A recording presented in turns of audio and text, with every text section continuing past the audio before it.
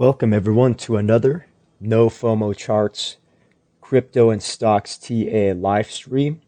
Today is September 11th, 2021. It is the afternoon PM here on a Saturday in the USA. Before we get started, let's have a few moments of silence in honor of September 11th.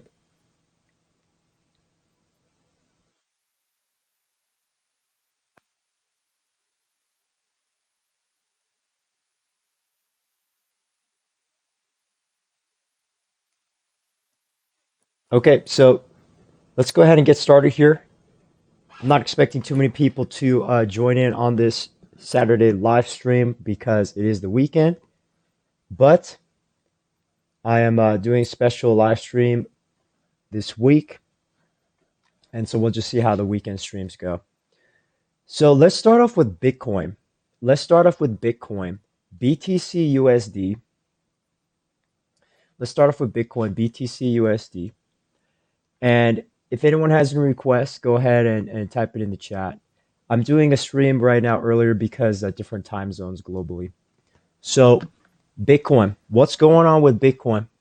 Right here, we have resistance at 53,000. 53,000.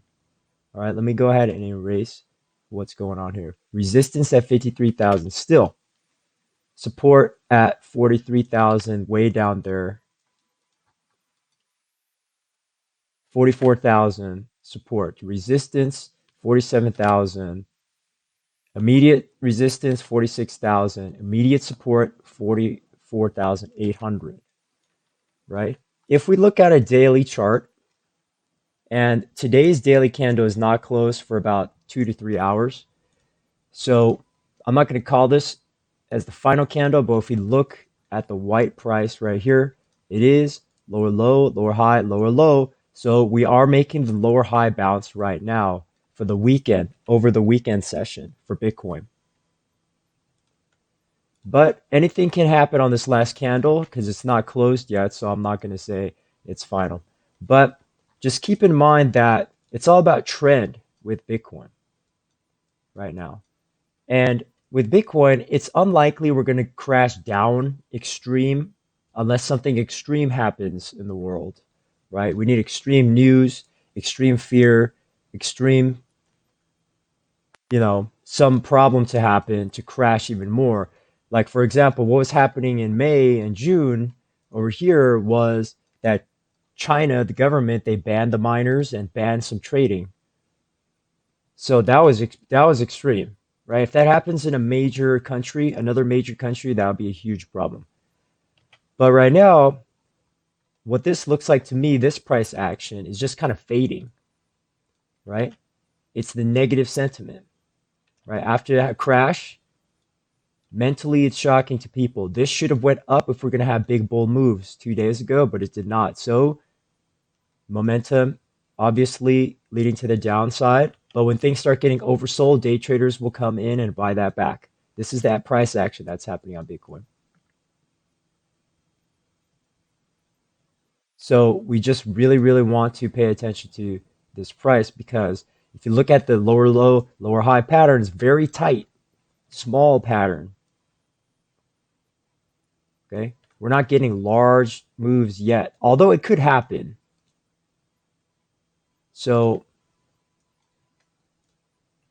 if we bring up EMAs, all right, short-term EMAs, yes, we lost it. Okay, but long-term EMAs, why people are still bullish is there's still this golden cross of the 50 EMA and the red 200, so the yellow and the red. It's still up on a daily.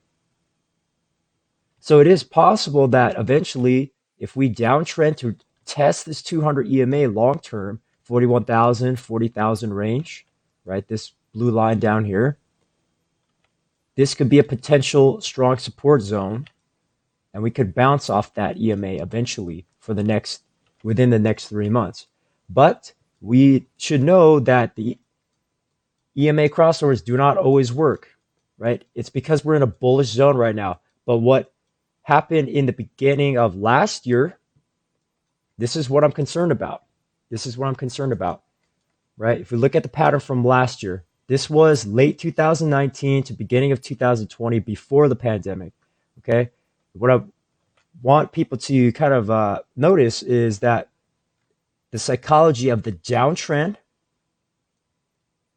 okay, psychology of the downtrend, the longer term downward sloping channel, right, or gigantic weekly bull flag. But then there's trend reversal to the upside. So we got to pay attention to this in particular because that's exactly what just happened right now, right, in the past like 3 months. We went up in the price, then pulled back down to where the 200 EMA, the red line. So this is the example that can happen on Bitcoin right here, right here, right?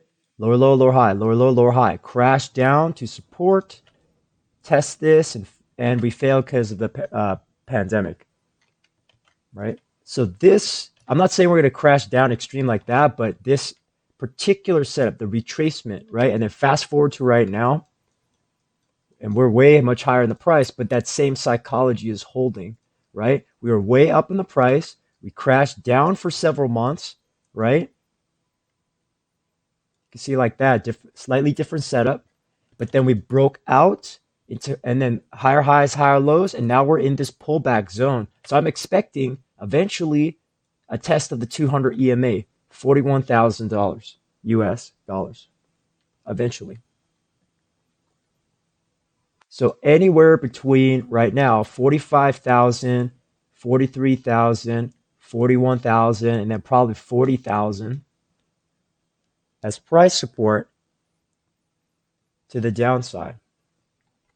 So anybody watching this, that's kind of the longer term picture of a previous price pattern that seems to be playing out once again in the charts just about almost 1 year later or 1.5 years later.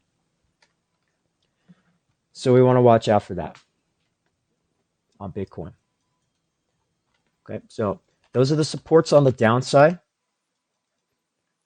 And I'll draw a little box, yellow box, so people can see. That's support on the downside, yellow box.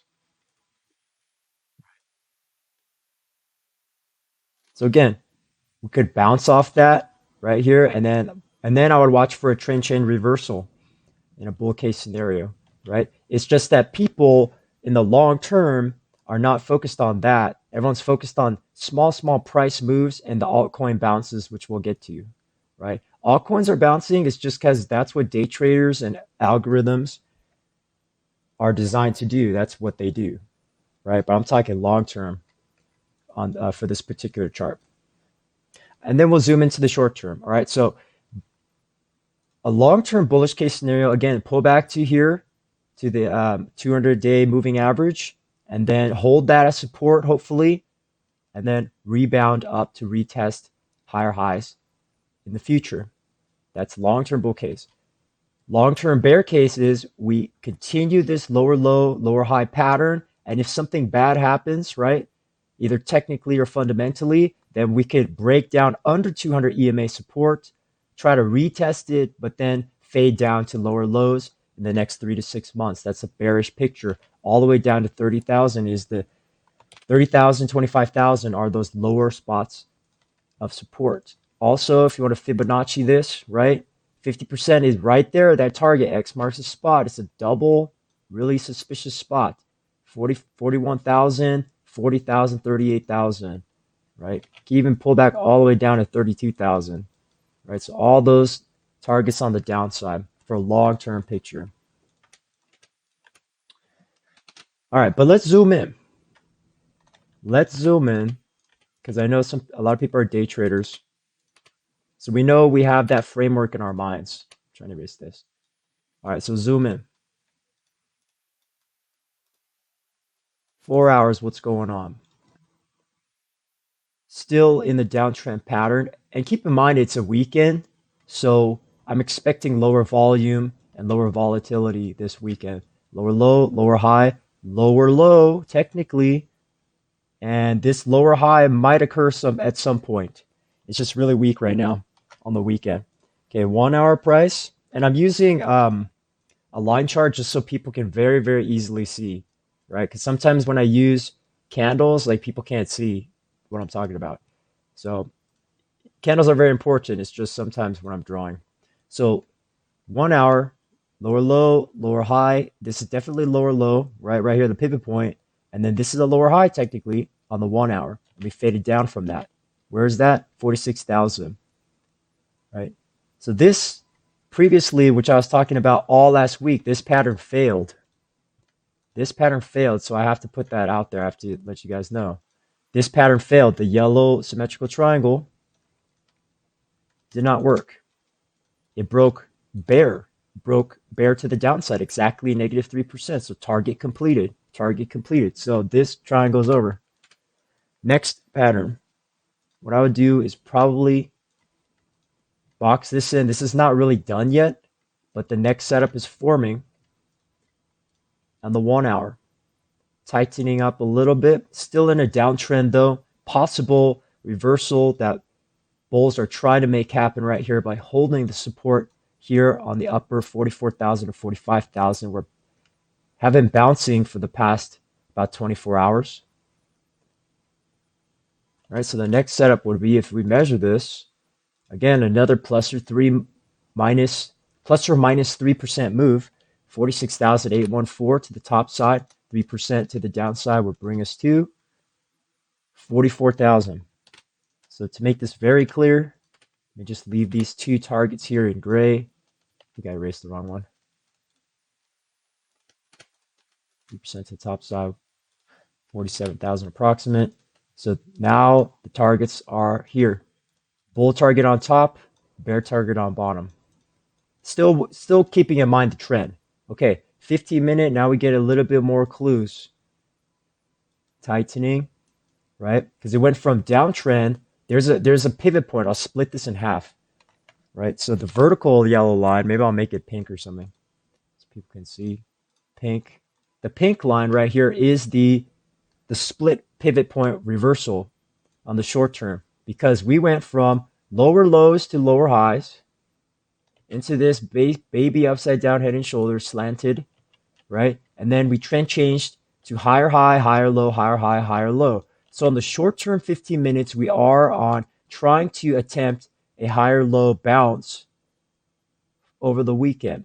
And it's probably because we hit oversold levels on shorter term time frames right here, exactly, right? On the literally right here, 3 p.m. on yesterday, my time, USA time. So now that we have that in mind, but keep in mind, if you look to the left, there's still this price support from the old days of last week, the crash. I mean, just 5 days ago. So 46,000 approximately is that resistance up there. So there are a bunch of resistances. You have to realize this whole yellow box from last week is the resistance. So if we're going to try to break bull and go up, we have a bunch of price resistance right here. Could be taken out, but it's there, right? And there's much less support if you look left, right? You see that? See, there's a little bit more downside space, whereas the opposite, there's much more resistance ceiling right now on the price. That's not to say we can never go up. It's just that bulls need to buy. Bulls need to get hyped again, right? Not for any reason, but we kind of need some fundamental bullish news to come into the market to get people excited again. Or else we're trying to. It looks like price angling down, trying to go to 40,000. Even on a 5-minute, it's the same analysis, similar downtrend into uptrend, right? We just hit a 5-minute oversold and piercing, not piercing, but almost hitting that bottom side support, right? So I'm not going to go shorter than that because that's just kind of robots trading on weekends. So that's what I'll be watching out for Bitcoin. I know I spent a lot of time, like 10 minutes on Bitcoin, but it's important because once we have that calibrated in our minds,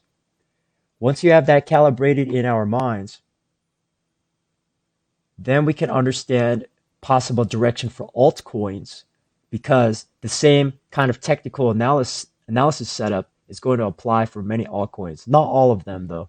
So let's go down a little bit more rapid fire. I'll spend a few minutes on each. If anybody has any requests for stocks or crypto, please let me know in the chat. This is your chance right now on this stream. So I'll go as long as there's people in here. So here we go. Let's do the next one, Ethereum. Ethereum. Let me use it. International. I use Binance. I'm on the Ethereum USDT chart on Binance. All right. So Ethereum, let's try to go rapid fire. Okay. We had this double top right here in the 4,000 range. Right there, right off the bat. Okay. Resistance on top. So resistance 4,000. We have a resistance 3568, resistance 3350, support 3156, support 3000, and then a lower support probably like 2730. Now that we have those levels in mind, we just have to always draw this one trend line right here just as some potential bull target, right? But still on the daily, it's that lower low, lower high pattern, same as Bitcoin. And we just did the little baby bounce. So a bullish target on this chart would be 3424, $3,424. And the immediate support would be $3,156 right there. Okay, we zoom in, right? 4 hours price. What is the price trend? Downtrending. Lower low, lower high. Lower high, lower low. Just trying to break anything below 3,500 is still a lower high, so we could bounce a little significant. It's just the weekend volume is weak right now. Okay, 1 hour. Same psychology, right? Same psychology. But you can see now there is that the short-term resistance at 3370. 15 minutes. Similar, this pattern failed, right? You see how it broke to the downside. Very similar to Bitcoin. But now I see there's a short-term time trend line on the top side. Short-term trend line. Okay, could have been like this. Possible breakout attempt on Ethereum if we're very sensitive to the charts. Possible. But again, I would wait maybe 2 hours to see if this is going to work or not, right? 2, 3, 4 hours, next couple of hours. Because if it breaks out, excellent for bulls, right? The slanted upside down head and shoulders pattern, 3% breakout, that would bring us up to 3435. Mark that in blue. Bull target to the top. The breakdown would bring us back down to support, 3170, which happens to already be a support level on the longer term time frames. And just in case, 2 times that target would be like $3,000 range to the downside. All right, on Ethereum. So I'm not going to go lower than 15 minutes because, again, it's the weekend. It looks choppy, right? The 15-minute setup, this might be here. Like this might work. Okay, so anywhere 3 to 6% to the upside or downside. I would watch out for that. But again, right? Where are the buyers? Everyone's taking a break right now. So that's very interesting. That's happening. Just double check on Bitcoin if that's happening or not. Can we draw that? Right? Not really. But I guess if somebody wants to do this, then maybe. Okay. Somebody wants to draw that, maybe that's happening as well. So it's a possible setup, but then it's just still leaning towards downtrend. Longer term, we have to break out. We would have to break out. Right? So for Bitcoin, the same thing applies, except the targets are much smaller. It's like 1 to 3% up or down. Okay, next coin. Cardano. Yeah, Cardano moved this weekend. Let's see Cardano. We'll go to a daily. This is Cardano USDT on Binance chart. So the first thing to know about Cardano is it basically went parabolic this year and last year, right? This is not enough data because Cardano used to be very, very cheap right here. Crashed all the way down to 2 cents, the pandemic lows. Great bargain. A lot of value there in Cardano at those levels back in the day. All right, so we have this larger trend line here, support, and we have an intermediate trend line. And then we have a support level right here. I'm going to start zooming in. I'm on the daily, by the way. Okay. And then we have topping out resistance at $3 and bouncing at 235 to the middle of this channel, right? Then we can also draw a very, very intermediate short-term trend line. So now we see why we bounce. There's the support right here. They were playing trend line support on Cardano. Okay, but the problem with zooming in like this is you can get tunnel vision and only think that and basically forget where we came from. So that's why I like to zoom out a lot on daily charts, because if you realize that this entire left chunk of price this is all support levels on the downside, right? This entire yellow box right here. But is Cardano going down without a fight? Probably not. It's one of the hottest cryptos right now. So support levels are probably going to hold unless some catastrophe happens fundamentally. But right, so I would just use Fibonacci for this at this point to get my levels. So just we know $2 is a line in the sand, $1.70, $1.80 is a line in the sand, $1.50, $1.27, and then a dollar. And 224, 250. Those are all levels. I'm just gonna erase the Fibonacci, right? You're just playing that, right? We're just playing that within Ethereum right now. I mean, excuse me, within Cardano right now. So we have to really, really zoom in to understand this. So unlike Bitcoin, the difference with Cardano here in the price is it made a 4-hour higher high, higher low, right? This is different right here in the blue circle because Bitcoin is different. It went down, weak bounce, down like that. That's Bitcoin price. Cardano is different. Pulled back and then had the 4-hour higher high, higher low trend change because it's the hottest crypto right now, one of the hottest, popular. So that's the key, and right at trendline support and horizontal support. So there's like that X marks the spot, gigantic target right there for day traders willing to take the risk. Also, there is this double bottom pattern. So if you measure that, 15% is that would bring us back to all-time highs, $3. So that would be the ultimate bull target if the 4-hour uptrend continues. But if it fails, the reverse inverse is true. -12 down to $2 support, which is a Fibonacci level down there. So those are longer term targets on Cardano. 15 minutes, we zoom in here. So again, it's different. Lower low, lower high, lower low, lower high, lower low. And then right here is the trend reversal in the middle because it went, once we broke this resistance, different, higher high, higher low. And then bulls say, hey, there's something here set up. And then on a 5-minute, there's this little symmetrical triangle or ascending triangle, depending on how you draw it. Let's call it ascending triangle to be exact.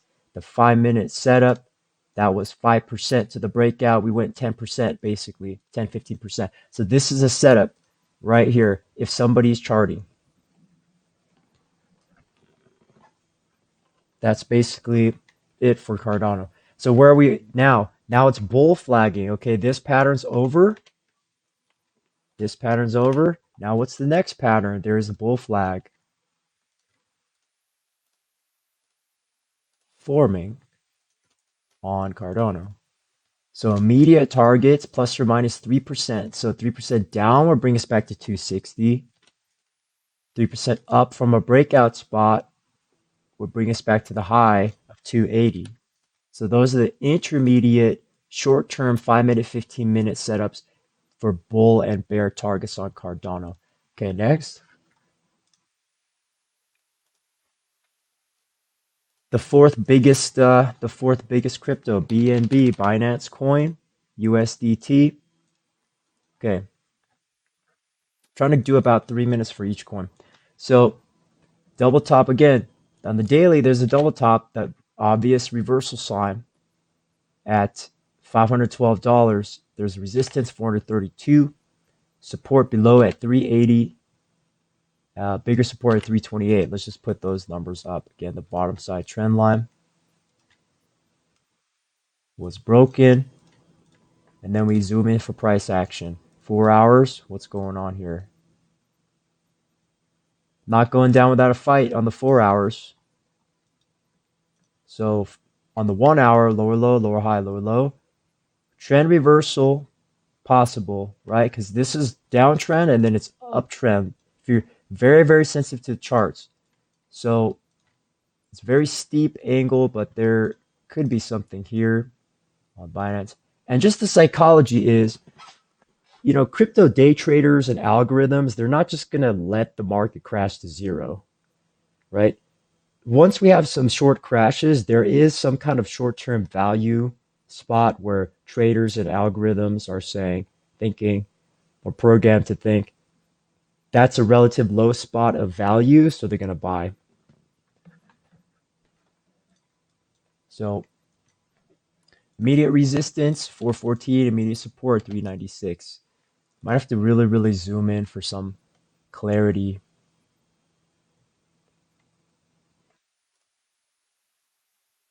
Five-minute. Even on the 5-minute. Okay, so 3% to 10%. So 3 to 6% probably. 369% if you want 3 targets. Right, so the first immediate target, if we do break out, right, this is suspicious though. We lost this little 5-minute uptrend. So the downside target would be immediate right here, 396. Short-term bear target.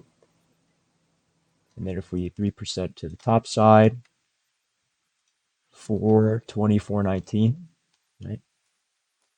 These are very, very short-term targets for day traders. But longer-term targets, right? If we zoom out to a day chart, Fibonacci, okay? Larger downside target would be like 385, 350 down here on the larger term frames. If we bounce, then probably 236, right? So those are the levels. 450, 367 for longer term. Swing traders, investors, day traders, you're just playing between 416 and 396. Okay, next one. The big one, Solana. Sol USDT, Binance, day chart. Okay, first thing we need to know with Solana is if somebody's just zoomed in right here, how can they know, right? How can we do technical analysis? We can't really, right? If you just zoom in like this on a daily, it's like, oh, I have no idea. You're right? So you have to zoom out. That's the key. Look left and zoom out for technical analysis. And then try to find a chart that has a lot of data, right? If you just pick some random one that just started a listing like this, you're missing half the data on this side. There's nothing. So that's the key. You have to kind of look around for charts that have a lot of data. So I know Binance has a lot of history. Maybe like Huobi might have some history, but I'm going to use Binance. At least it goes to 1 year ago. At least 1 year of data or more, depending on the coin listing date. All right, so we have to realize on a day chart, right? Higher highs, higher low. So it's try to find the weekly higher high, which we might have just found it. Why? Because on the daily chart, I was calling this for like 5 days. This is suspicious. Large hanging man candle, shooting star candle, doji candle, shooting star candle. These are all potential reversal weak signals on the daily for Solana. I don't think not everybody realizes that. Okay. And this, I'm talking about long term, not what's going to happen in the next 5 minutes, but in the next like 5 months for Solana, right? But again, it's not over because every time there's a pullback, we've been going to higher highs on Solana, right? So is this just going to be one pullback, let's say down here, and then we're going to continue up? It's very well possible. But I'm saying at the present moment in time, the past 5 days, even though it's been bullish for Solana, this is still some kind of reversal pattern. Okay? Because when you have this, it just looks like a rounding top. on the daily. And to get clues, we have to zoom in after we draw this trend line. Draw a trend line, draw another trend line. So where's our downside target? Somewhere, anywhere between 165 and 150 would be a longer term downside target on Solana because right there is the X marks the spot. X marks the spot. Okay, and then the resistance, I'll just draw in a box on the top, is anything above $200. Someday that might get tested and broken to the upside, but at least not for right now. So now we zoom in. Okay, this kind of reminds me of Cardano chart, right? We pull back. We might have to pull up an EMA for this. Okay, yes, see, we're still up trending on the EMA, so this it's not completely over. But on the 1 hours, very, very short term 1 hours, it is 1 hour. It was a downtrend, trying to turn into an uptrend on the 1 hour, just like Ethereum, boom, right? Downtrending and trying to hold this uptrend. But we did lose this 1 hour support. So this right here is a pattern in itself for looking short-term price action. So if we measure this thing, 10%, maybe 5 to 10% for an altcoin, that's definitely possible. So 5 to 10% to the downside would be 173 as a support on the way down. 10% down from the breakout would bring us down to our initial target on the day chart, 163, the blue right here. Okay, the larger blue horizontal line. So those are downside targets. But will it hold? Right? We bring up EMAs. Also, it's a Saturday, a Sunday too. So it's, not the greatest liquidity right now. That could be why we're fading down a lot on some of these. We had our bounce and we're just fading because low liquidity, low volume, lower volume than usual. It's not the weekday. So just want to watch out for that. If we fall down bearish, 166.73, our support right here in the middle gray line. All right, so I watch for that. 15 minutes, price action. Yes. Will the uptrend hold? Right? There's a very, very short-term downtrend, but I'm trying to not, get into scalping right here on the stream. Because anything can happen with scalping. So I do see there is this large trend line, and we just lost it. So that's something to note for Solana. Again, Solana not going down without a fight. It's probably not going to crash down to, $50 in one day. It's not going to happen like that. There's going to be a fight between the bulls and the bears. So to make it very clear for people, because I know this is a very popular coin, is support targets on the downside, 174 and 160 for bear targets. Bull targets on the top side would be this resistance, 192. If this holds and we break up, right, then 190, 200, 215, and then if we break to all-time highs, then, sky's the limit on this coin at this point. But, there is some potential support down here above 150, anywhere between 120 and 150. So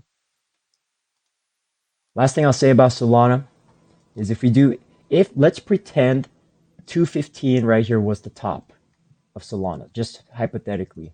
If we pretend for now that was the top, 50% retracement is $120, $120. 618 is $100, right? 76.63, $45 to the downside. So I would not be surprised eventually if we finally top down Solana and if this is a real reversal signal and we start topping out at some point soon in the next couple of weeks or months, I would not be surprised if Solana ends up back down at $100 just because of the lack of demand. All right, so we have to just objectively put those levels out there because anything is possible in crypto. Okay, next, XRP. Make sure I save this chart.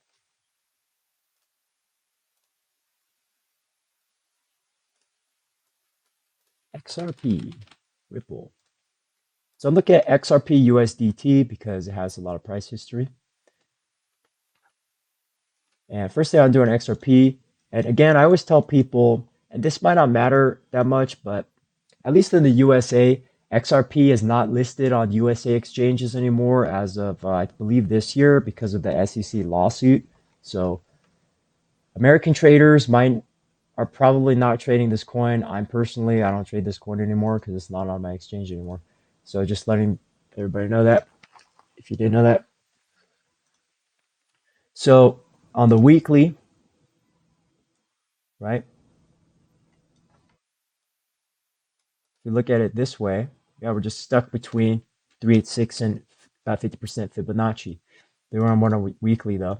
So again, this is telling because this is sort of like Bitcoin chart, weekly chart, right? We were in the uptrend, and then is this a lower high, right? Lower low, lower low, lower high, resistance.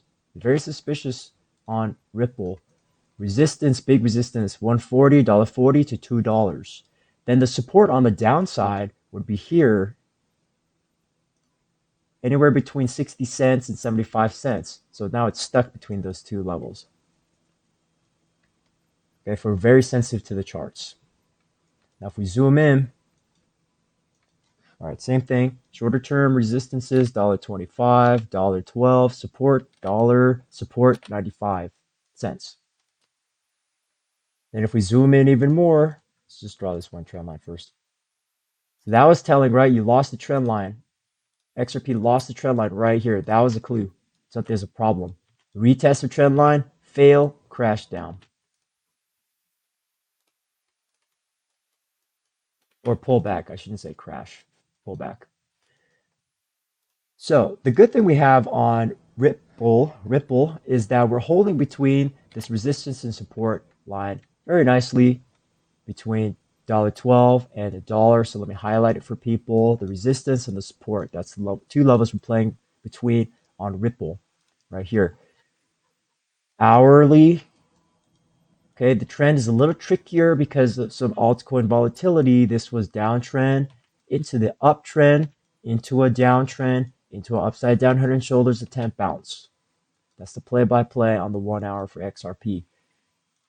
This should have done something, but it failed. So now what we're doing, the measurement, somebody could say it actually completed though. Excuse me. Didn't fail, actually completed. So it did go to 3%, 2.5, 3% target, sold off, and then pulled back down to test the support level. So the immediate support as of this minute in time is $1.07 right here. Then short-term support $1.04, resistance $1.12, and a resistance above $1.15 for those day traders out there. Right? 15-minute, do we see a pattern possible? Right, this trend line. I would just really play the pattern head and shoulder, upside down head and shoulder, because that's the highest case scenario. It really looks like this right here. The neckline is the support for now. There's not really a clear triangle setup, right? There's not really a clear triangle setup if you try to draw one. Maybe. So we wanted to try to draw that one, right? But we just broke down out of that. So we do look at the MACD though. Let's zoom in. A little bit of momentum building, but it's not completely oversold. So at this point, I mean, we could do a baby Fibonacci right here and see, okay, maybe $1, actually $1.05, $1.07, might pull back down to there, maybe $1.04, right? But short term, 15 minutes, if we're very honest with ourselves and just try not to hunt for patterns too much, is we're in the 15-minute downtrend right now. Just in the past maybe 12 hours or so, 10 hours or so, fading down. And again, it's Saturday, so I'm not, putting too much credence into that. It's Saturday right now. Okay, so that's the long-term and short-term targets. Hopefully people understand that and see that. Next one, Dogecoin. I find it interesting. There is some kind of relationship is that after the Dogecoin crash and this flash crash, so I'm talking about May 19, whatever this was, May 19, here June 21, and now September 7th.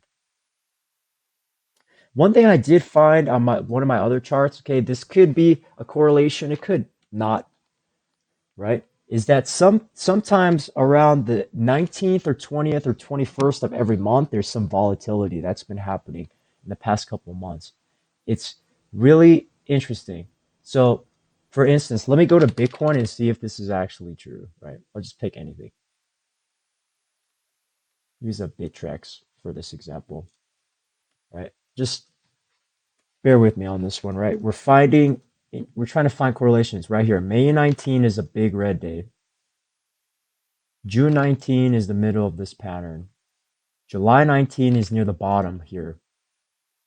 August 19 is close to the top, right?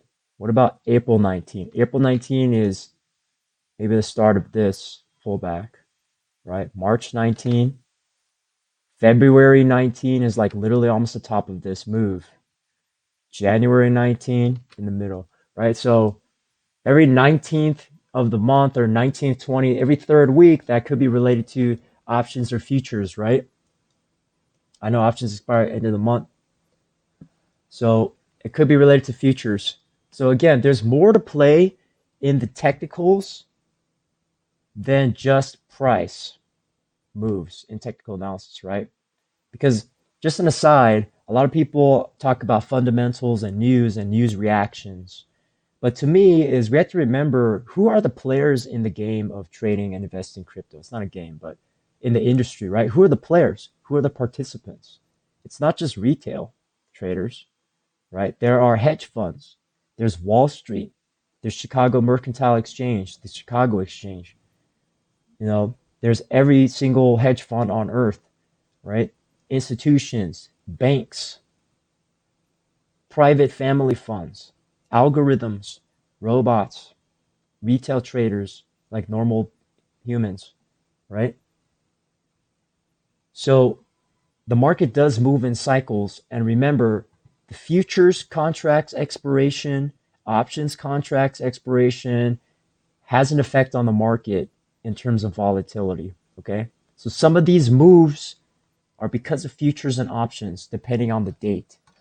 Okay. So it's not completely random what's happening here. And then if you have big fundamental problems like Dogecoin pump crash, fail, Dogecoin pump, right? Or China banning miners, that's a huge problem. And people don't realize that governments have a large effect on Bitcoin. Is that in 2019, July right here, or June, is when former President Trump, he tweeted that Bitcoin is bad, basically paraphrasing here. You could go look it up if you want to. And then the market crashed after, right? There's so much fear in the market. Just people's like parents calling their kids saying, oh my gosh, we have to sell Bitcoin. I remember all those kinds of stories, right? Or people, it was just irrational behavior, right?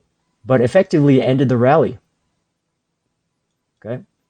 And then obviously the pandemic crashed every asset on earth almost, right? And then we recovered from that. And then we have another government again having effect on crypto, the Chinese mining ban, right? Causes huge pullback. And then somewhere in here, El Salvador country announced they were switching to Bitcoin, and that actually started the rally. And then they announced they're going live, right? So that's the end of that event, sell the news event, right? So there are definite reasons beyond the technicals of why this is happening. Why is this happening? It's all related. All right, that was a quick little fundamental news um, and a good segue. Oh, we have a question here. Uh, Please help with the NAS 100 15-minute strategy. Are you talking about NASDAQ 100? Could you please be specific with the ticker? So if you're talking, are you talking about NDX right here? Please confirm.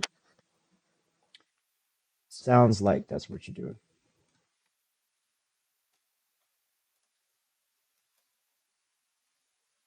going to presume that's what you're talking about. All right. NASDAQ 100. So NDX, NASDAQ 100 index. Before I go to 15-minute, right? Because what a lot of people do is they just zoom right into 5-minute, 15, and be like, what's happening? What's happening? Right? It's like, okay, well, the stock market is closed right now, right? So we can zoom out. Zoom out. You start on a daily, right? Or you actually go to start with a weekly, right? The week is not over yet, so this is kind of a tricky question to see, right? Okay, NDX. So weekly, we did see the start of potential weekly consolidation, okay? Because we have been in a weekly uptrend since the pandemic lows, or at least a break of this. So since last June, uptrending, right? So we anything above 15,176 US dollars is a safe pullback spot for the Nasdaq 100. Totally safe to maintain the uptrend and still pull back healthy.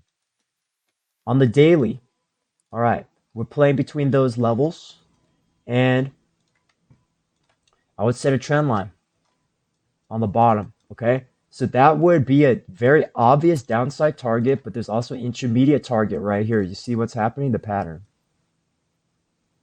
The pattern. Retesting the top of this trend line support, which was written in my idea. So testing the top of this trend line support is totally fine. It's totally normal. That happens. 15,405. And why do we pull back? It's not just because of fundamental news, although it is related, right? It could be that fundamental news helped establish this resistance zone on top, right here, the rejection. And then we're pulling back down to the support level here, which happens to be X marks the spot, 15,413, this blue dot right here. The issue is, will support hold or will it not? Because longer term, if we start, let's say, bull case scenario first, right? Because this is support level. Let's say we hold here and we bounce up to test the lower high. That would be 15,573. All right, so let me get some new targets, fresh targets for next week. So NDX 15,570, bull target. Bear target for support 15,402. Another bearish target down here, support at 15,273 and 15,173, and the big resistance up here at 15,700. So once we have those levels in our mind and we understand what the trend is, high, low, right? If it's going to be a bull scenario, we need to bounce. We definitely need to bounce in the next week, like starting from Monday, or else Nasdaq's in trouble. Why? Because the uptrend needs to hold and continue. But because of all this bearish news that's been happening recently, right? And you could look up the fundamentals and news if you're wondering why, right? Lower low, lower high, lower low. I'm expecting maybe a little baby lower high bounce and possibly fading down.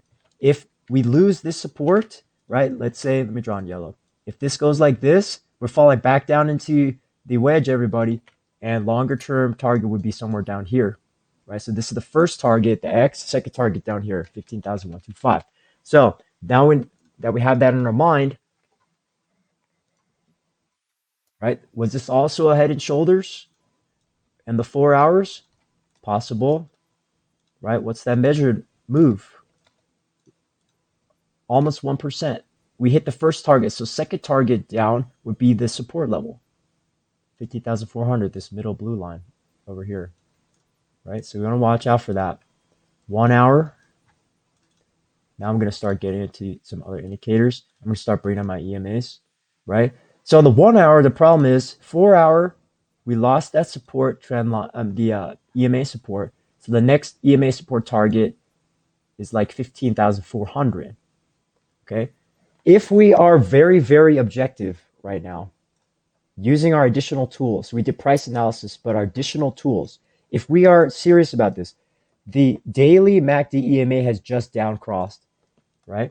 4 hour, the MACD EMA has down crossed, right? 1 hour, MACD is downtrending, right? The 1 hour price is downtrending, right? But it looks like we're trying to establish that lower low. So it's not, I'm not saying we're going to crash to zero. I'm saying it's just downtrending. At some point, though, we will bottom out and bounce for like a day or two just because of the algorithms, right? So here we go. Now we're at 15 minutes. Your question, okay? So lower low, lower high. Basic, just almost a lower low. This is like a higher low, but then lower high. And then we had the sell off rejection from here. This is like a short setup, right? Tightening pattern, right? If we draw this blue triangle, it's a descending triangle on the 15-minute, anywhere between 0.2% and 0.7%. So average 0.5%. And where do we go? Basically 0.7%, the larger of that move. But our RSI is getting oversold, although I don't see some bullish momentum building yet. So might have to zoom in a little bit more to the 5 minutes. Yes, 5 minutes oversold, but it's just frozen in time right there, right? So this could go down a little more, right? If we look at a previous example, let me erase this blue. Let's just turn everything off. And then and this is the answer to your question right here, original question. Is what I'm looking at is right here. This price in history this year, because we have a similar price action. We're first right here, and this is the first RSI bounce, right? So we're here now with this RSI bounce. So on like a 1 minute, 5 minute, unless there's very bearish news on Monday or next week, we could see a little bit of a bounce at the start of next week, okay?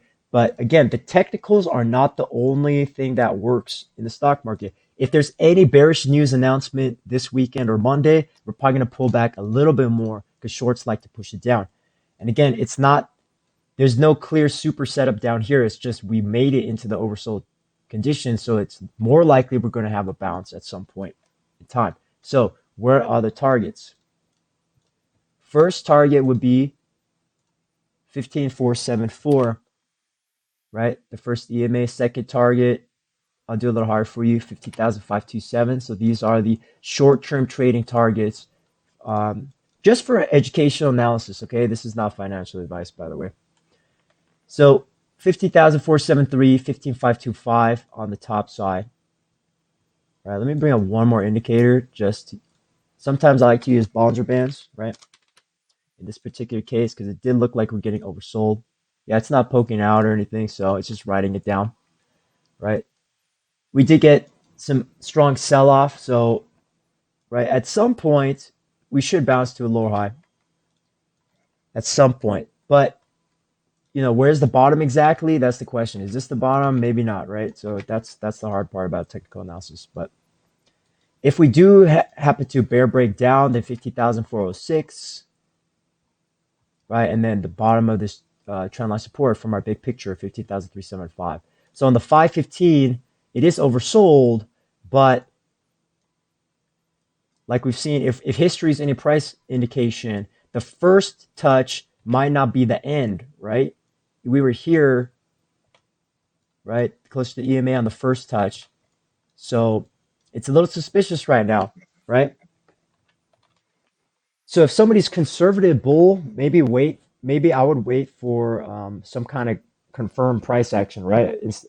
Instead of just trying to play the first bullish engulfing candle bounce, right? Because 15-minute might really signify something.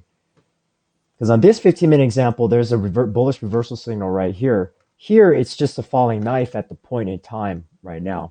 So it depends on how aggressive somebody is in the market. So hopefully that answers your question. Okay, next, BTC USD 1 hour and then VChain 4 hour. All I'll say last thing about NDX is let's not think about NDX in its own universe, right? Like there's SPY and there's Dow Jones as well.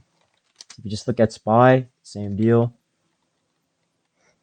Look at Dow Jones, similar. If you look at Russell 2000, similar pullback, right? So at some point, it's going to be oversold and day traders will play the bounce. So we'll probably have to look at SPY and Russell 2000 at some point and Dow Jones on the stream. But request BTC USD 1 hour. So maybe if it came in the stream recently, we already did Bitcoin, but we'll do it again. So resistance 53,000 and all these levels, right? You're playing these levels 43,000 support, 44,006 support, 46,000 resistance, 47,000 resistance, right? And if you zoom in, what's the trend? 4 hour, it's a lower low, lower high trend right now. But Bull's trying to save it on this weekend a little bit with the algos. 1 hour, finally getting to your question, lower low, lower high, lower low, lower high, but it's tightening up a little bit. Now, the breakout that we've calculated here, because we did have this short-term 15-minute uptrend reversal, is 3%. So 3% from the breakout spot, whatever that happens, is 47,000, the blue line right here. The bottom line is negative 3% down, 44,000. So like a really small swing trade, 15-minute, 1 hour, for educational purposes, is those are the targets, right? It's not the biggest triangle in the world, but again, be prepared for volatility because it's the weekend, right? Lower low, lower high, lower low, lower high, higher low, question mark. So this is important. How's this going to play out on Monday, Sunday, Monday, right? 15 minutes, it's still just kind of tightening. 15-minute, just hit that higher low, right? Nothing's super oversold or anything like that.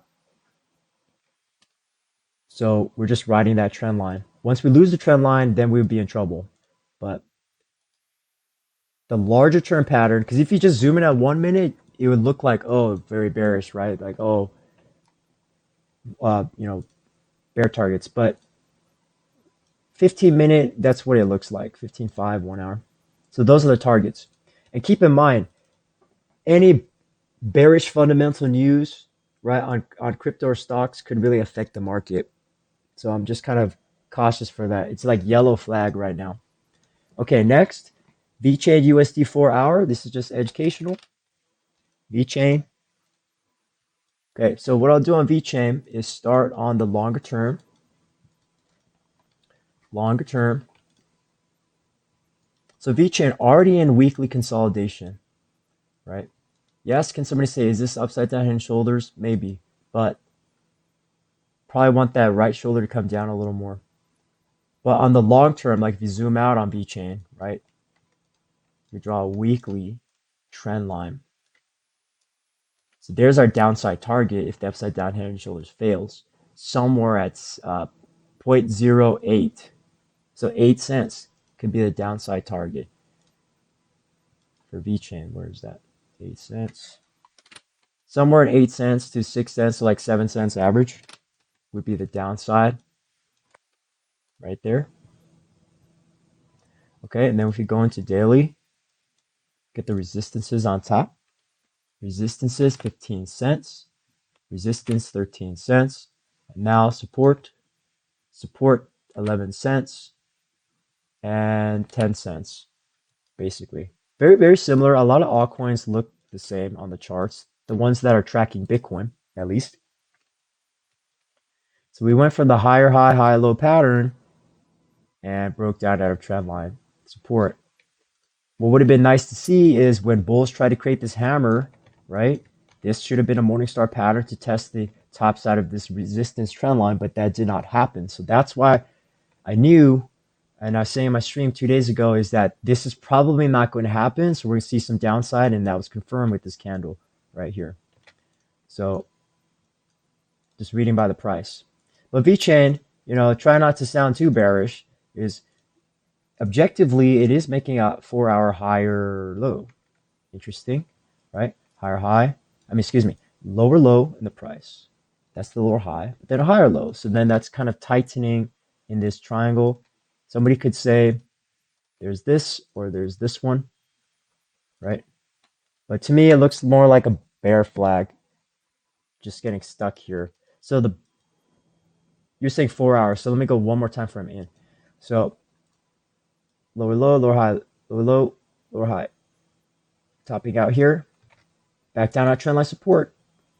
That was good about 24 hours ago. Right, we did hit that oversold level, the 1 hours. So then I would just play these two levels. If you could kind of see the box, the yellow box, there is resistance right here at 12 cents and then support down here at 11 cents. You're just playing these two levels on VeChain right now.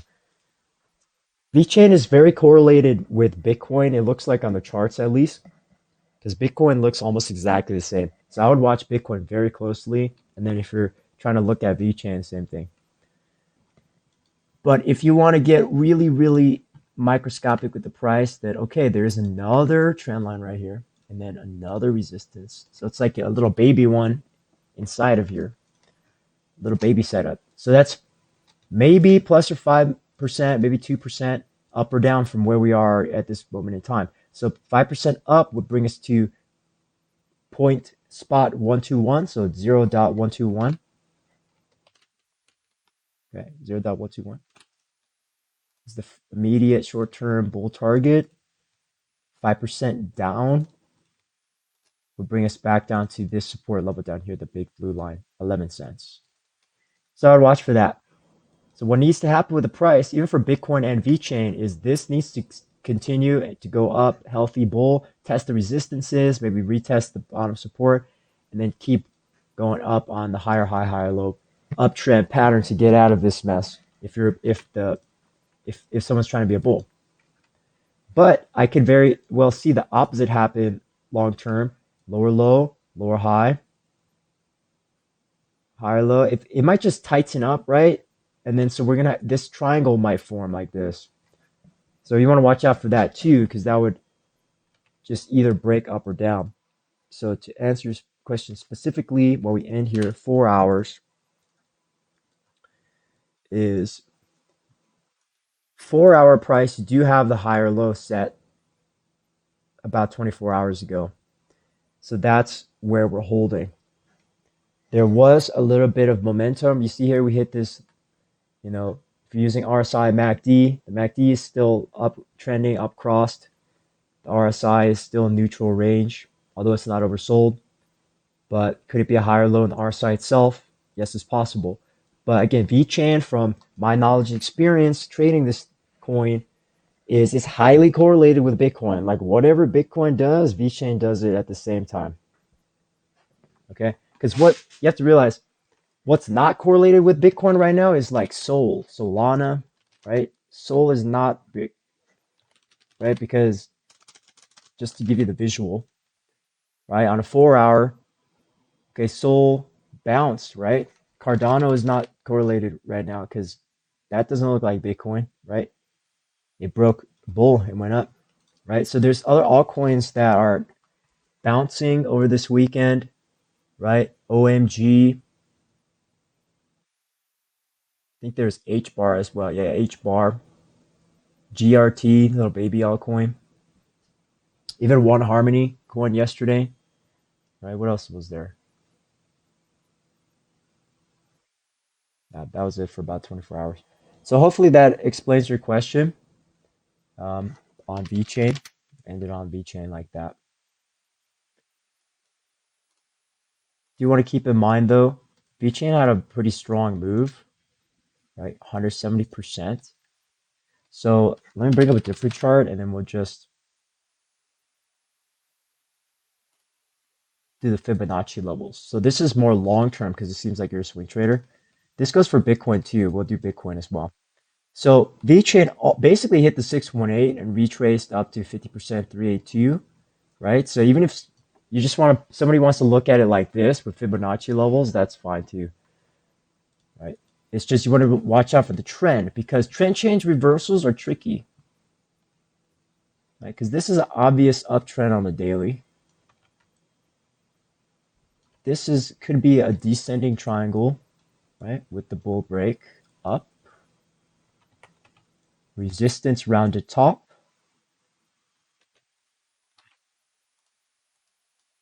and lower low, lower highs on the daily, right at the resistance point of 12 cents above. So this is suspicious to me. Yes, we might bounce like this, to 13 cents, but that would mean that Bitcoin probably will bounce as well. Unless VeChain, everyone piles into VeChain for some reason, right? So you want to really watch out for that, okay? So this is a good lesson to say is that if someone's like trying to look at 4 hours, then, you know, you probably want to look at all the time frames around the 4 hours. So like weekly, daily, and then 1 hour as well. Intraday will show you the price movement direction, right? Like short-term price direction. Basically, are we going up or down? But the daily, weekly will give you your big targets that the bulls and bears are basically aiming towards. Okay, so if anybody doesn't have any more requests, we'll keep going down here on crypto a little bit. I'm not going to do every single crypto. I think we stopped on Doge. Let's just do Doge. Okay, so Doge USDT. Remember, Doge used to have so much hype. The hype died out. So that's information in itself. Where are we right now on Doge? Interesting. Interesting. We pierced the 618. Hope this helps. Great. Great. We pierced the 618, right? Bounced to the 50%. And what's different this time is on May 19th, we had much, much stronger bounce and crash. I mean, it's because the crash was so strong. Doge crashed down negative 55% in one day, basically, and then recovered that same day 54%. Next day, rallied another 25 to 40%, then crashed down again over the next couple of days. So much volatility. So we didn't have that this time, right? It was one day. We crashed down on Doge, negative 30%. Then we bounced up 70%. That's way smaller, but it's still a 50% retrace of the big red candle, right? You crash down 30, you bounce back 15.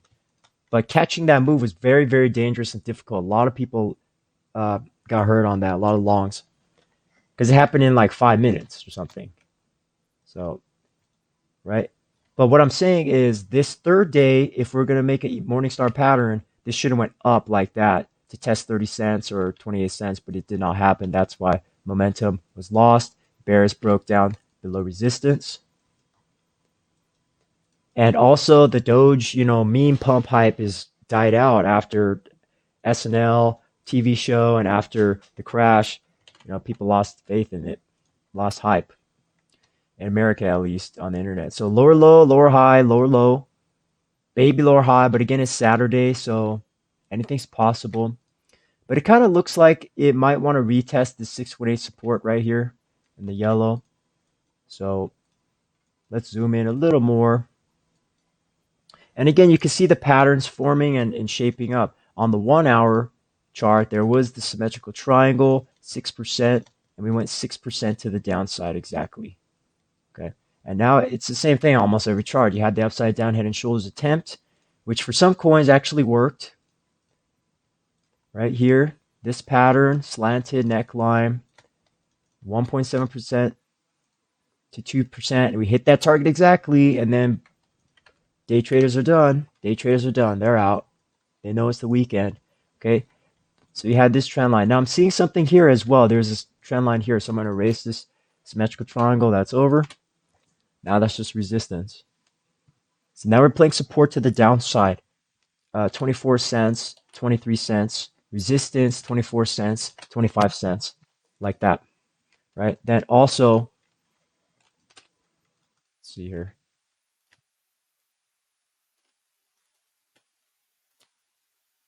We lost that intermediate 1 hour trend line.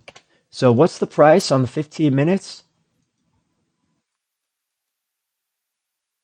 For past 10 hours or so, downtrend. Again, it's Saturday, so not as many people are trading right now. It's Saturday. Downtrend. But there is a larger pattern you can see here. So descending triangle. If this is true, the larger pattern setting up for maybe Monday. Measure this, that's 3%. 3% from the breakdown. Bring us to 23 cents, or more accurately, 23 cents would be a downside target. we happen to tighten up in this range like this, right? Maybe some breakout might occur right at the price right here. So 3% up would bring us back up to 25 cents. So those are two levels I'll be watching for Dogecoin. And then it's just a matter of trend, right? Is it lower low, lower high, lower low, or lower low, lower high, lower low? But then right on Monday, this holds and we bounce up. So really, it's all about Bitcoin and the direction, and then altcoins direction as well. Maybe even 5 minutes, right? So the 5 minutes is getting pretty close to that support. So it looks like 24 cents or 23.76 is about to get tested at some point in the next day or so. So that's Dogecoin. And just remember, Dogecoin on a weekly, if you just turn everything off, okay, is in lower low, lower high. So weekly downtrend consolidation is underway on Dogecoin.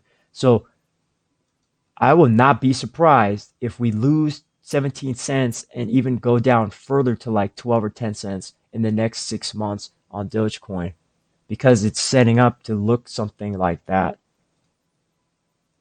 right? If this is true.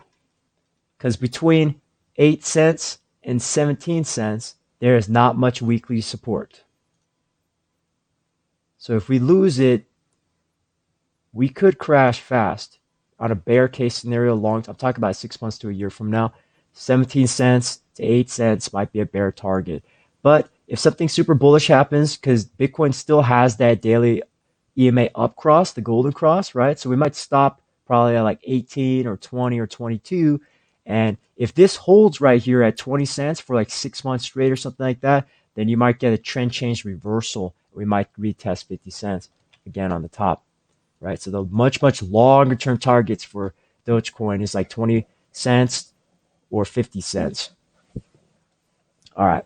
So we'll just take a quick break here. So I just want to say, because we hit that hour mark, is that this is a free stream right now. This is a free stream right now. It's just educational analysis only. This is not financial advice. My social media links are on my profile. We're live right now on TradingView, YouTube, and Twitch. Always appreciate people watching and following. And then I have a free Discord I recently opened, free Discord group right now where, um, if you have any questions, you have any requests throughout the week for this weekly live stream, you could ask me there or you can ask me in the live stream. I do have a basic free watch list and I put all my ideas, my long-term ideas for stocks and Bitcoin in that Discord as well. And so it's a free Discord for now. There will be a paid section at some point in the future, but it's free section right now for Discord. So if you guys want to join that, that's open right now. And we'll move on to do a little bit of stocks because I think I did like 12 cryptos in a row or 10 cryptos because the NASDAQ is related, right, to Bitcoin. It's tech. Bitcoin is basically financial tech if you think about it combined, in my opinion. Also, Bitcoin is kind of like a commodity. So sometimes there's a correlation with oil or gold, or sometimes it's like a precious metal type of action, right? But we cannot ignore what's happening in the S&P 500 right now. This is essentially the stock index for the U.S. stock market. So this is the S&P 500 SPY right here. On the top side, we hit the resistance of 454. How did I know this was going to be a resistance, right? I might have to use the SPX. How did I know? Because you get 4 or 5 days of this on a daily, that's a top, right? Or at least resistance on the box right here. A box, right? We tested that 4 times. So that is definitely, let me turn the volume off. So resistance. And then support was broken. That's a bad sign, 4,500, right? Where else is support? We lost the trendline support. That's something that was very concerning to me on S&P 500. The immediate trendline support here, we lost that first level, and now we're about to test the second level this coming week. There's going to be a little bit of a battle here. So also, how did I know it's the top for that resistance? Because it's the trend line resistance top zone, just like my idea in my profile. I literally said we're going to go, or I mentioned that if this is the resistance, the support is down here and we're about to hit that in just 7 days, right? So this support has been tested 1, 2, 3. I'm expecting it to be tested for the fourth time this coming week. The bottom blue dot. So then where would that pull our targets? Where would that be? Where would our targets be? So because there's already bearish momentum, I'm going to draw the bearish targets first. Downside support 4425, 4400, 4384, those levels. Support on the top side bullish if we bounce 4481, the one I already drew, and then 4522. So we're playing between this resistance zone and this support zone. And the immediate X marks the spot is tomorrow, Monday, next week. Will support hold? So I'm hoping if somebody's a bull, we'll get this type of candlestick, like you'll pierce it, but hold above it, and the next day we bounce, right? That would keep things bullish, right? If you look at a weekly, pulling back to exactly where we are right now is totally okay. Except the problem though on the weekly is that it did create a weekly evening star pattern, the triple candle pattern, which is bearish. Get this, probably going down, right? Long term for like next couple months, right? But daily though, it's good. That's why I'm saying we're about to fight the bulls and bears in the market, in the financial market, because bulls are going to say, okay, let's try and hold the support level right here at the blue dot, 44.58. If we hold that support level, then we could start a new bounce, right? At least try to make a lower high bounce, just like NDX to 45.20 or 45, right? So the target bounce would be in the X marks the spot. That's kind of where the bulls are trying to hope to hold this and go up to here, right? So that would be like a almost 1% move, which would make news headlines. CNBC would kind of flip out about that, right? But technically, though, we're spotting this. This could hold. If it holds, right, potential scenario would be like this: lower low, hold that, lower high, and then retest that lower low one more time to make sure it's really strong, right? So we could do that in the price action like this, or bullish case, reverse that up, like I'll draw here, reverse it and go up and test the top of this trend line. That would be a super bullish case if we just end up going straight back there in this month. Most likely scenario though is we are seeking the lower low. Okay, once that's established on some kind of reversal candle pattern, then it's going to bounce to hit the lower high probably. What could make it go down is if we keep having bearish news every single day next week. Something keeps going bad, right? Fundamentally though, what happened this week that could make it go down? There's the vaccine mandate. We know unemployment funds are kind of running out for people.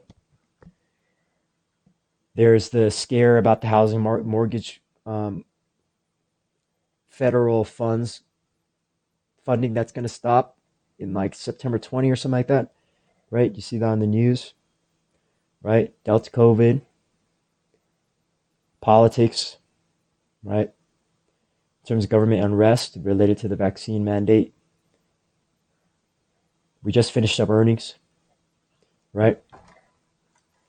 Those types of things, Afghanistan, right? So it's all related, right? Politics, what happened in these pullbacks, right? But just technically though, that's why I love technical analysis is even if I didn't know that news, you could still get prepared for what's about to happen. Okay. So next one, DJI. Dow Jones is different though. You guys see this chart? We could just leave this alone because I already drew this. The trend line in yellow, support down here, resistance on the top, and then our two resistance and support zones. So we lost the trend line. Dow Jones is different. Dow Jones is different because we hit the trend line. It should have held the fourth time as support, but it did not. So with S&P 500, I have to really watch for that. Is this support going to hold? Yes or no? If not, you're going to see something like Dow Jones happen, where you get a piercing down, right? Support, try to break it, right? Try to test it, fail, and if something happens, break down. Try to test it, day trade, fail, right? So this is a battle between the bulls and the bears right there. The clue was this. It's kind of hinting at it in my idea, right? The consolidation to the right in the middle of the triangle is bad. That's bad. Why? Because this should have, if we're bull strength, right, should have broken up and really, really tested this top side. But what ended up happening is we set a lower low, also head and shoulders, reversal price pattern. Now I'm doing it in white so people can see. If you do candles, sometimes you can't see that. That's why I like to do it in line. Right here, head and shoulders, neckline, measure that 0.750 from the breakdown. First target hit, second target hit, maybe even third target hit. Third target hit. So we went 3 targets down from this uh, head and shoulders. Very interesting. Let me just check something. We are out of the Bollinger Band, so that is at least the first telling problem. The clue that maybe we might get a bounce soon, right? It's just where's the bottom. So we would have to really, really zoom in for that and watch that price action. Because 4 hours oversold, 1 hour is oversold, 15-minute oversold, 5 minute oversold, right? That's oversold on 4 time frames, right? So the chances of a bounce are higher. Right, let's look at SPX. I didn't check this part. SPX oversold on 1 hour, oversold on 15 minutes, oversold on 5 minutes, but it doesn't look like there's some reversal pattern just yet, right? It's not huge, but we could get a bounce, right? Let me look at QQQ just to get the levels, right? So 15-minute, 5 minute is oversold, but Nasdaq 1 hour and 4 hour is not oversold. So there's a difference there. So the most likely one to bounce is probably Dow Jones. It looks like because that one's already oversold quite significantly. Just keep in mind though, it's down crossed on the EMAs. Just keep that in mind.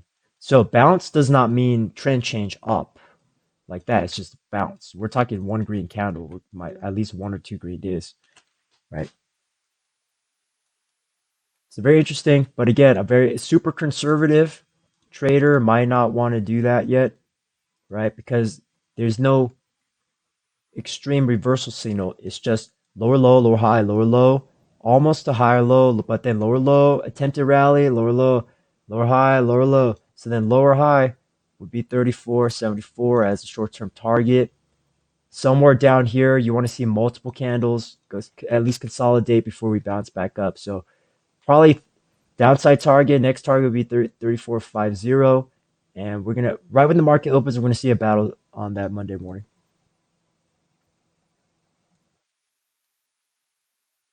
Okay, we have a question about crypto. What setting do I have on the USDT column on the right? Any rationale for using that? Okay, so for me, this is just my watch list of cryptos. Now, the thing is I'm not going to explain every single one of them, but the rationale behind it is first, what country are you in? That's the question. So if if you want to the USD, yeah. So if you want to go ahead and let me know what country you're in. Um,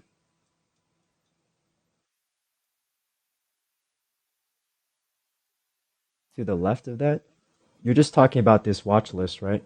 This right here.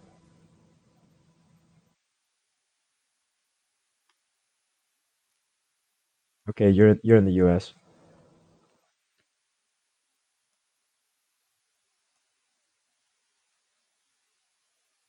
Here. Oh, you're talking about the scale.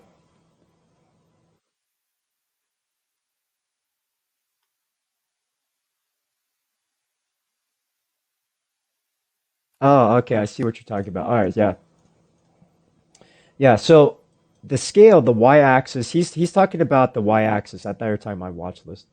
So there's a question about like my y-axis. Okay, so there's basically only like two settings for the y-axis. It's normal linear prices, right? I mean the settings, you can see it right here. It's right here. If you go to settings in your trading view, these options is the y-axis. So you could do regular price, linear price movement, percent change, right? Which I don't even use this. It's just percent change for the whole year, basically, or for where from wherever it is on the chart, right? Wherever it stops. I never use that. Index to 100. The index to 100 is you use that when you're trying to compare like two symbols at the same time, right? So here you could compare. So you could compare it to the SPX, and then you can see the performance side by side. It actually changes it to percentage, but that's what index to 100 also means. And then logarithmic. So logarithmic, let me take this off. Logarithmic is, you can look up the definitions on TradingView or Google. Logarithmic basically helps you see exponential price moves more equally. That's why you might be confused by why does my chart look different than yours, like on a Bitcoin. So I use logarithmic when you have exponential moves like a Bitcoin, because you could see right here on a non-log scale, the non-log scale, right? This this whole left side looks small. But if you switch on the log scale, right, now everything looks more equal and you can see the moves. So if you go on SPX, right? Yeah. So if you ever see negative numbers, that means you're just zoomed out. You're just or I'm zoomed out too much, right? Because if I put my y-axis back to regular and then I zoom out and then you'll start seeing negative numbers, but the chart gets tiny. So the shortcut is just double click the axes, whatever you're looking at, and it'll auto zoom to fit the data inside. So if I'm like this, just double click your x-axis or your y-axis and it'll zoom it in, right? So at some point, maybe you got confused by like if you see negative on that. So for you, if you're a beginner, just leave it on leave everything on regular on normal. Just leave it on regular, so you don't get confused. Like if you turn on percentage, some it could go really wrong, right? You see like negative percent, you're like, what's happening, right? Log scale could get confused, right? Because it can mess up your charts, right? If I draw a line on a log scale like this and I turn it off, that line might get messed up, right? You see my lines are changing. So you have to be very careful about what your settings you're using. But for me, because I'm used to it, um, I kind of remember what it is. But if you just started, just keep everything on regular and make sure to save your charts a lot because TradingView charts get deleted all the time. The cloud doesn't save. So I would just, double click, or you could reset chart with Alt R, or right click, reset chart. You can come in settings and auto fit data to screen, right? Just could do all that stuff. So, okay, another question. It's concerning you were trying to use Fibonacci levels. Okay, yeah. So, that happens on TradingView. If that ever happens, just reset the chart. And then if something goes really wrong, I would just erase everything. You know what I mean? Like let's say let me just pick some like random thing. Um,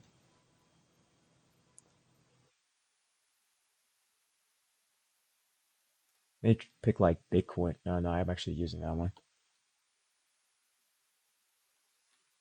Now we can do it on SPX, right? So like let's pretend something got messed up on my XPX chart. I would undo. You could use the undo button up here. There's undo,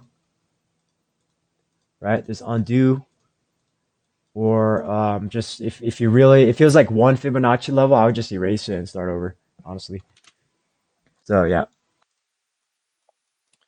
but that's a good question because the TradingView chart is the tool. So if the tool is messed up or something's wrong with the scale or the tool or the drawing, it's like it's hard to do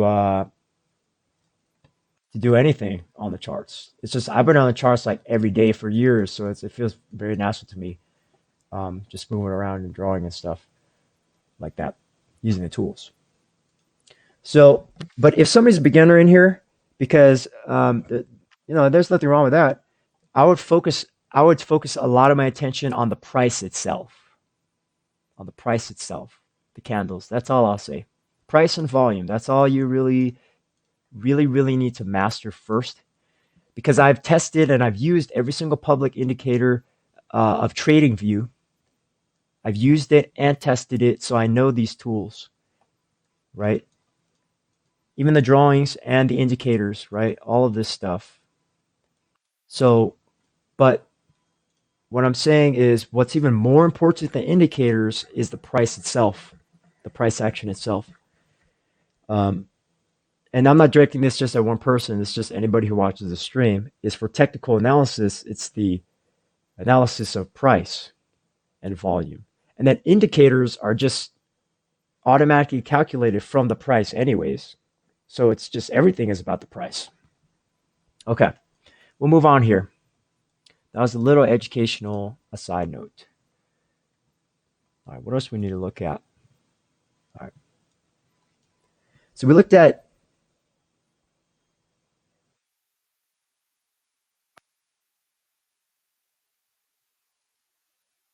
yeah, so for me, like again, what matters is the actual Bitcoin price, right? Total's good to look at. Somebody had a question about, total crypto and cold storage, and that's all good. Um, there were clues though. Those charts are very important on crypto, like total two, right? Because if you're really sensitive to this total chart, and again, even without indicators, you could just see if you do price analysis, there's a resistance right there. We literally hit the resistance point and backed off from that. So I don't even need any tools to understand that, to possibly foresee that, because that resistance was there this whole time. You could even say intermediate resistance, like this whole yellow box is resistance as a test, right?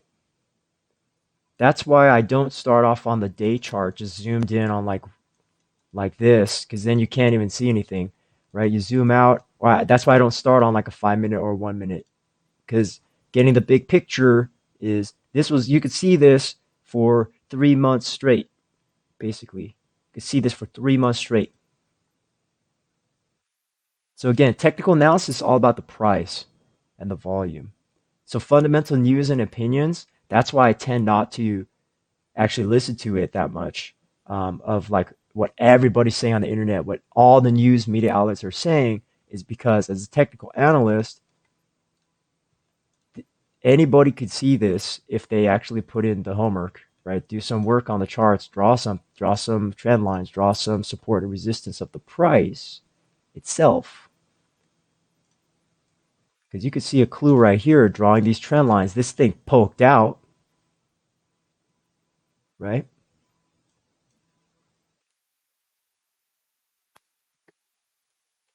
This thing poked out to hit the resistance, right?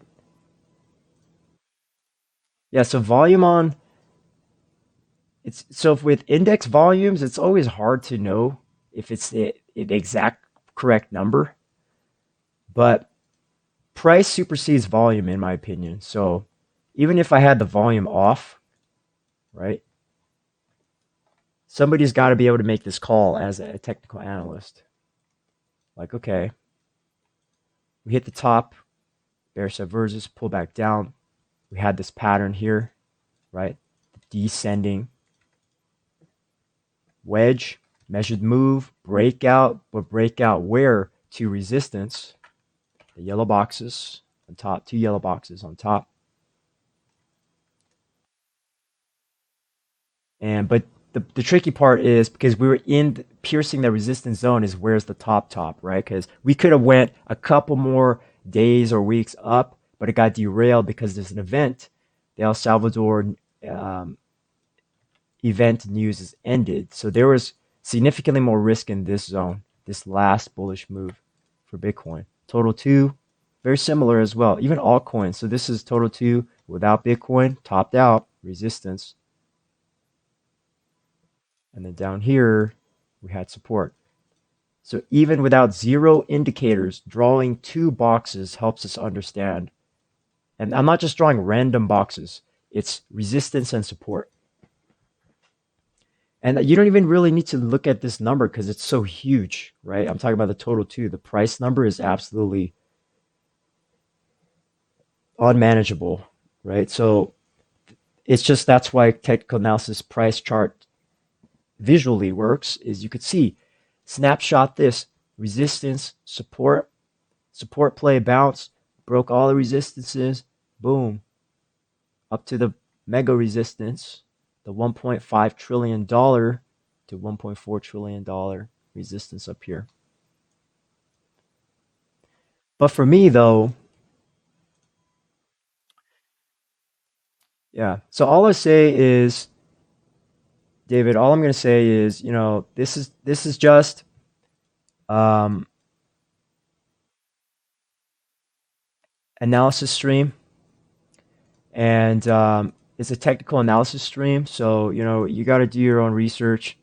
And again, for me, I'm a technical analyst, so everything is on the charts for me, right? Even though updates and hard forks and splits and CEO changes in crypto are a big deal. But on Cardano, we already did the technical analysis. So if you want to rewind and see that, that's there. Also, I mean, if you want to follow me on TradingView, YouTube, or Twitch, and we have that free Discord. Okay, we have that free Discord, right?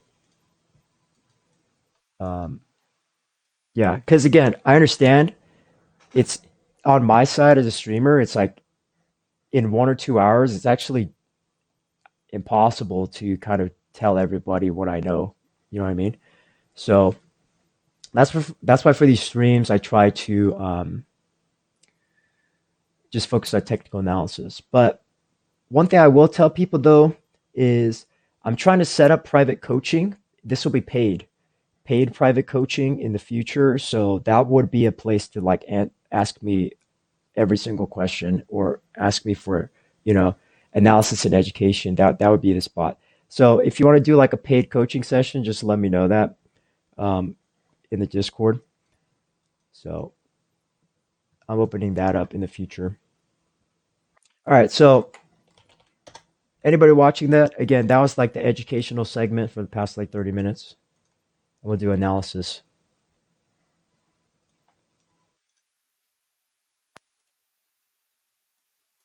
So again, we really want to watch for Dow Jones, SPX, IXIC, the Russell 2000, right? So Russell 2000 went to the side.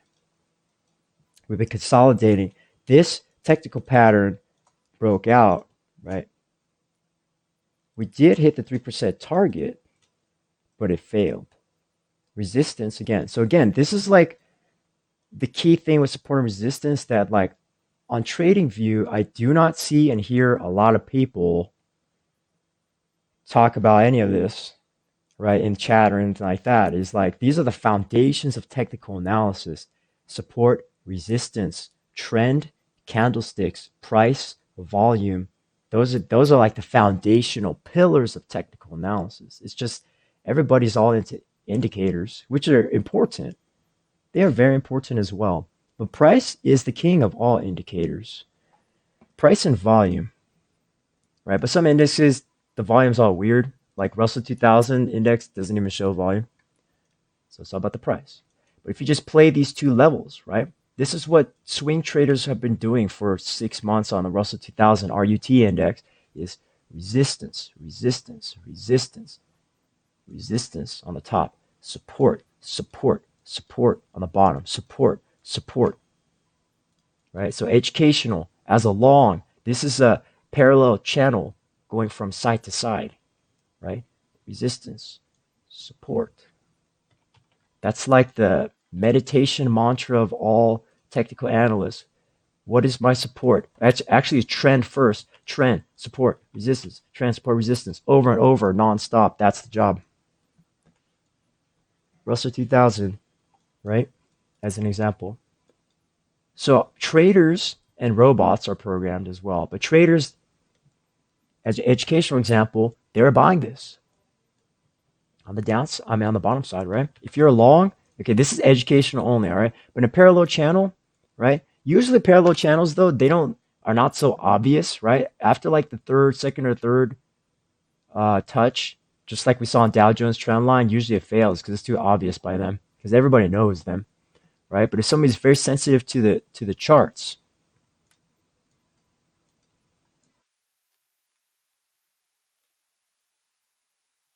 right? If somebody's sensitive to the charts, they would have known, right? That's a 3-to-1 trade. That's what you want in the markets. Risk 3% of partial capital, try to get 9%. Amazing trade, right? At least 2-to-1 risk. 6% to 3%. So it's like, how many times did it hit the bottom? It's just the problem with the bottom when things are bottoming out is there's lots of fear in the market. Guaranteed, almost guaranteed. Every time we hit the bottom, CNBC was flipping out saying, "Oh, it's the some bad day or worst day in history or bad day for the markets for XYZ reason." But as a technical analyst, that kind of doesn't matter at a certain point unless it's extreme news. So the only news I really listen to is like White House news or Federal Reserve news. But if there's just like a talking head on CNBC or Bloomberg, nothing against them. But for as a technical analyst, I just turn the TV off, like literally. I just turn I just turn the TV off. And what do? I do this. I say, what's my support, resistance, and trend? Boom, boom, boom, boom, boom. I see it. Is it at the spot? This is what all traders do. Is it at the spot? Is it a buy point? If not, if yes, am I going to buy here or am I going to sell here? Like, what's the question? Where are we right now? Here. Am I going to buy here or sell here? Where's the support? Where's the resistance? What's the trend? It is technically uptrending. I have to turn on my scales, right? Right at support. But keep in mind the picture we just saw Dow Jones and we just saw SPX, NASDAQ, and now we're at Russell 2000. So this is bad though. If you have to be honest with yourself, this is bad for the Russell 2000. Why is it bad? Because after pandemic lows and Federal Reserve saved us with fiscal stimulus, we've been going off for higher highs and higher lows. We broke this resistance. Again, the concept of resistance is very important. Broke it, continued to higher highs. Then we finally topped out here at the 2378 range. Sideways is never good in the market. Why is that? Because it's weekly consolidation, weekly going sideways. That means nobody has any idea of is this bullish for the growth or is it bearish for growth? Delta COVID, nobody knows, right? That's why this is happening. Delta COVID, new president, new government, new rules, right? In terms of like legislation, I mean, right? Sideways movement. For growth, we were in a period of large growth.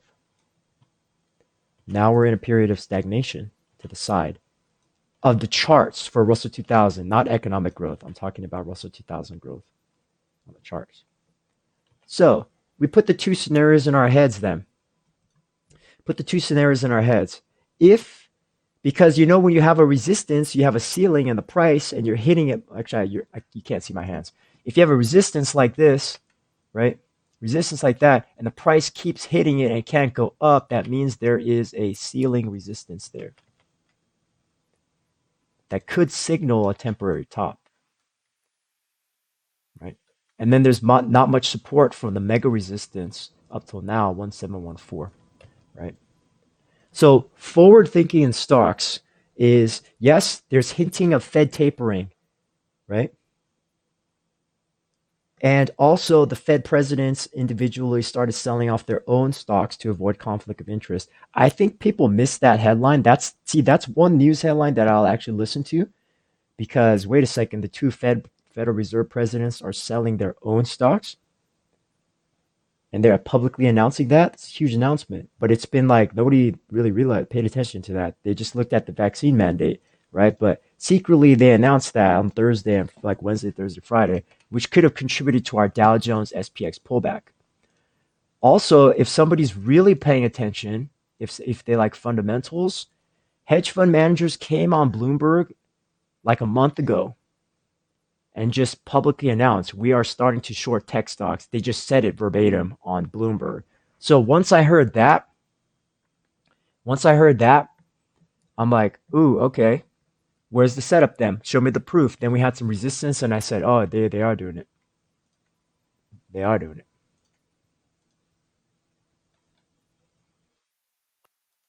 right?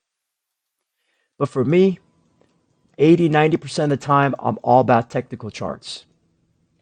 News and opinions usually causes bias in somebody's mind, and then it like makes trading almost impossible, right? So let's look at gold.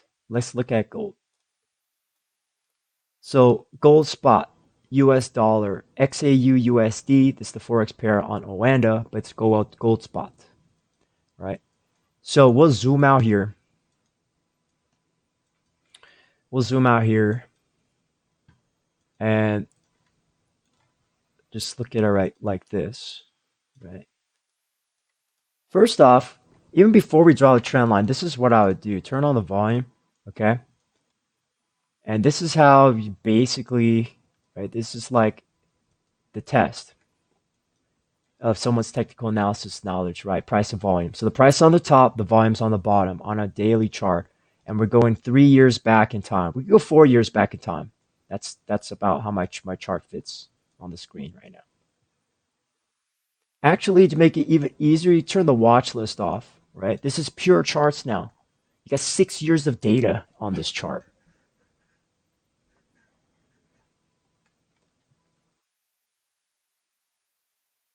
So then we look left to right and look at even if I don't know any news or fundamentals for the past 6 years, I understand gold, the price movements of gold.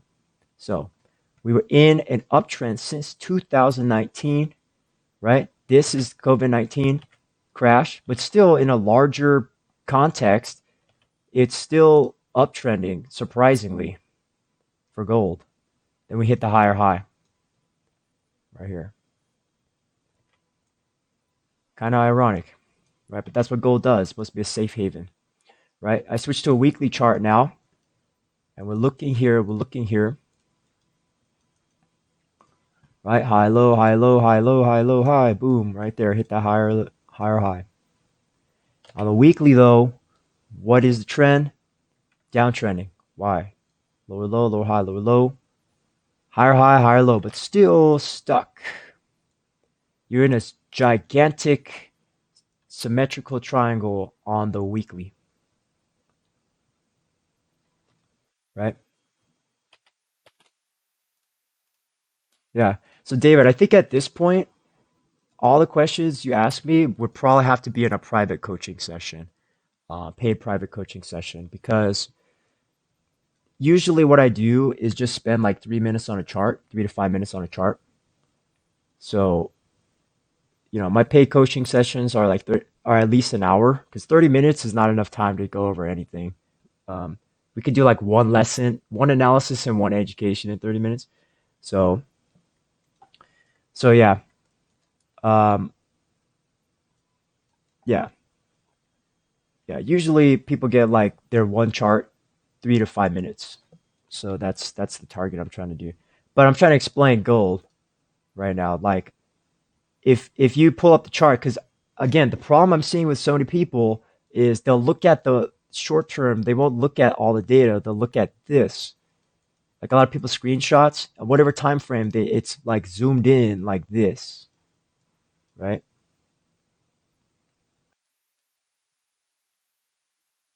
And that's not technical analysis, right? I know some people they'll look like a 5 minute and they'll just be like, this is happening. Gold's down. And it's like that's like CNBC News. They always say that this stock's down. this stock's up, this Bitcoin's down, Bitcoin's up. They always say like this: gold's down for the third straight day, or gold's up for the third straight day, right? But that's not technical analysis. Got to analyze the price. Got to analyze the price, right? So higher highs and higher lows here, right? So we're playing this resistance zone. So there's multiple ways to analyze this, like resistance 1832, support 1726, support 1678, resistance 1909, right? Multiple ways to draw this trend line, but the larger trend line probably look like that. That's why in my all my streams I'm always saying gold is in a larger descending triangle pattern on the daily. Some people that's too long term, but for me that's what I'm looking at. The weekly, same thing. But if you zoom into the 4 hours or the 1 hours, right, you can see we went from an uptrend into a downtrend.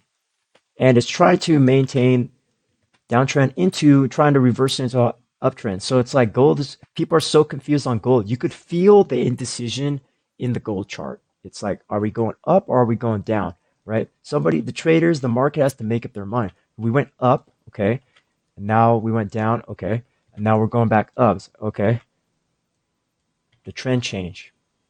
As traders, we have to keep up with these trend changes. Boom, boom, right? Just like that.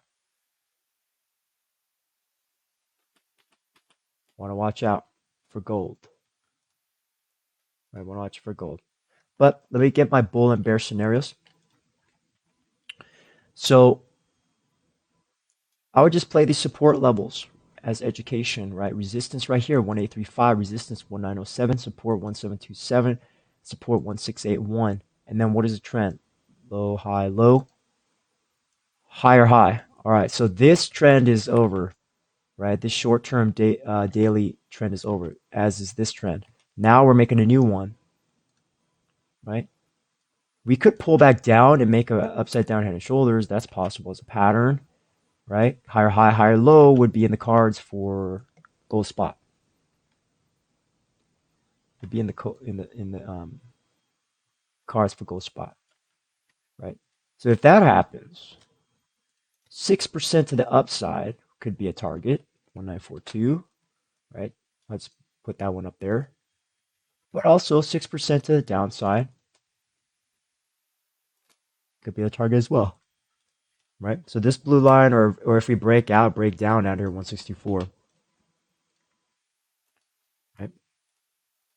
Could be the target. So I want to watch out for gold. And again, I know gold is a safe haven and people are saying all that stuff, but these are extraordinary times, right? Everyone's kind of used to the pandemic right now in terms of mentally, right? It's not like, I'm saying it's not like March 2020 where there's just massive fear and everyone's panicking on the streets and in stores. So that's why it's different. It's different because you're not going to get this extreme volatility probably that we had in the beginning of the pandemic. But the trend can go either way right now. So that's why you set those two targets up. All right. Let's do oil. Why? Because it's a commodity and it has relation to the rest of the stock market. Okay. But here's an example of why there's a saying on Wall Street, you never want to catch a falling knife, right? I'm talking about this. On oil from the beginning of 2022 to the bottom of April 2022 was some of the strongest crash we've ever seen on US oil in a very long time. 5 years or so. Maybe 6 years. The last bad crash was like 14. It was horrible. But if you notice, though, Yeah, US oil used to be insanely priced. The Great Recession, 2007, 2008 was like some of the worst crash you've ever seen on oil. So, US oil ETF is a very strange ETF, right? It's so correlated with politics. So, this is just something, it's an example here is, for example, if Bitcoin starts crashing, let's just hypothetically think. If Bitcoin is starts crashing back to all-time lows of 3,000, 4,000, it's the risk is higher. You're going to lose money, right? In a huge downtrend like that. And again, this is the analysis of the price. In a huge downtrend like this, it's probably better to just sit on your hands as an investor than try to play every single day trade bounce in here. Almost every setup will probably lose over time because the prevailing trend is so powerfully down, right? So like the problem some people make is they'll be like, ooh, they'll see the first chart setup or some indicator will flash some signal and they'll be like, ooh, I'm gonna buy it right here. But then the problem is well, do they have downside risk management? Right? Is there any stop loss in there? Is there any profit target in there? Did they understand trend, support and resistance, longer term targets? Because sometimes that's how bulls get crushed in the market. Bulls get destroyed in the market like that. Same thing with the great crypto crash, right? Well, I'll look at that chart, but this is an example of just using basic price analysis to be like thinking, is it a good time to buy or not as an investor education wise is the most conservative advice is if it's downtrending, probably don't buy, right? If something's downtrending, probably don't buy. If someone's conservative, because we nobody ever knows where the exact bottom is. You could forecast it, but like you'll need to see the evidence first. Too many investors buy and hold, but then they buy and let it hold down and go down. It's basically buy and crash. That's what a lot of investors do. They buy and then it starts going down. They're like, oh, it's fine. I'm gonna be fine. We're gonna be fine. It's gonna bounce someday. Sometimes it doesn't. That's the advice here. Sometimes it doesn't. So it depends on the asset, and this is like not the greatest investment. U.S. oil ETF. It's not the greatest investment, but right, catching this pandemic low. Like for example, I bought oil. I went long oil way down here. How did I know that? Technical analysis, right? Just give me that hint right there, right? I did not buy in here. Why? Because downtrend. Downtrend is too powerful. Plus, I was aware of the fundamental news that was happening as well. And then when the pandemic hit, I'm like, no way am I buying this. No way, right?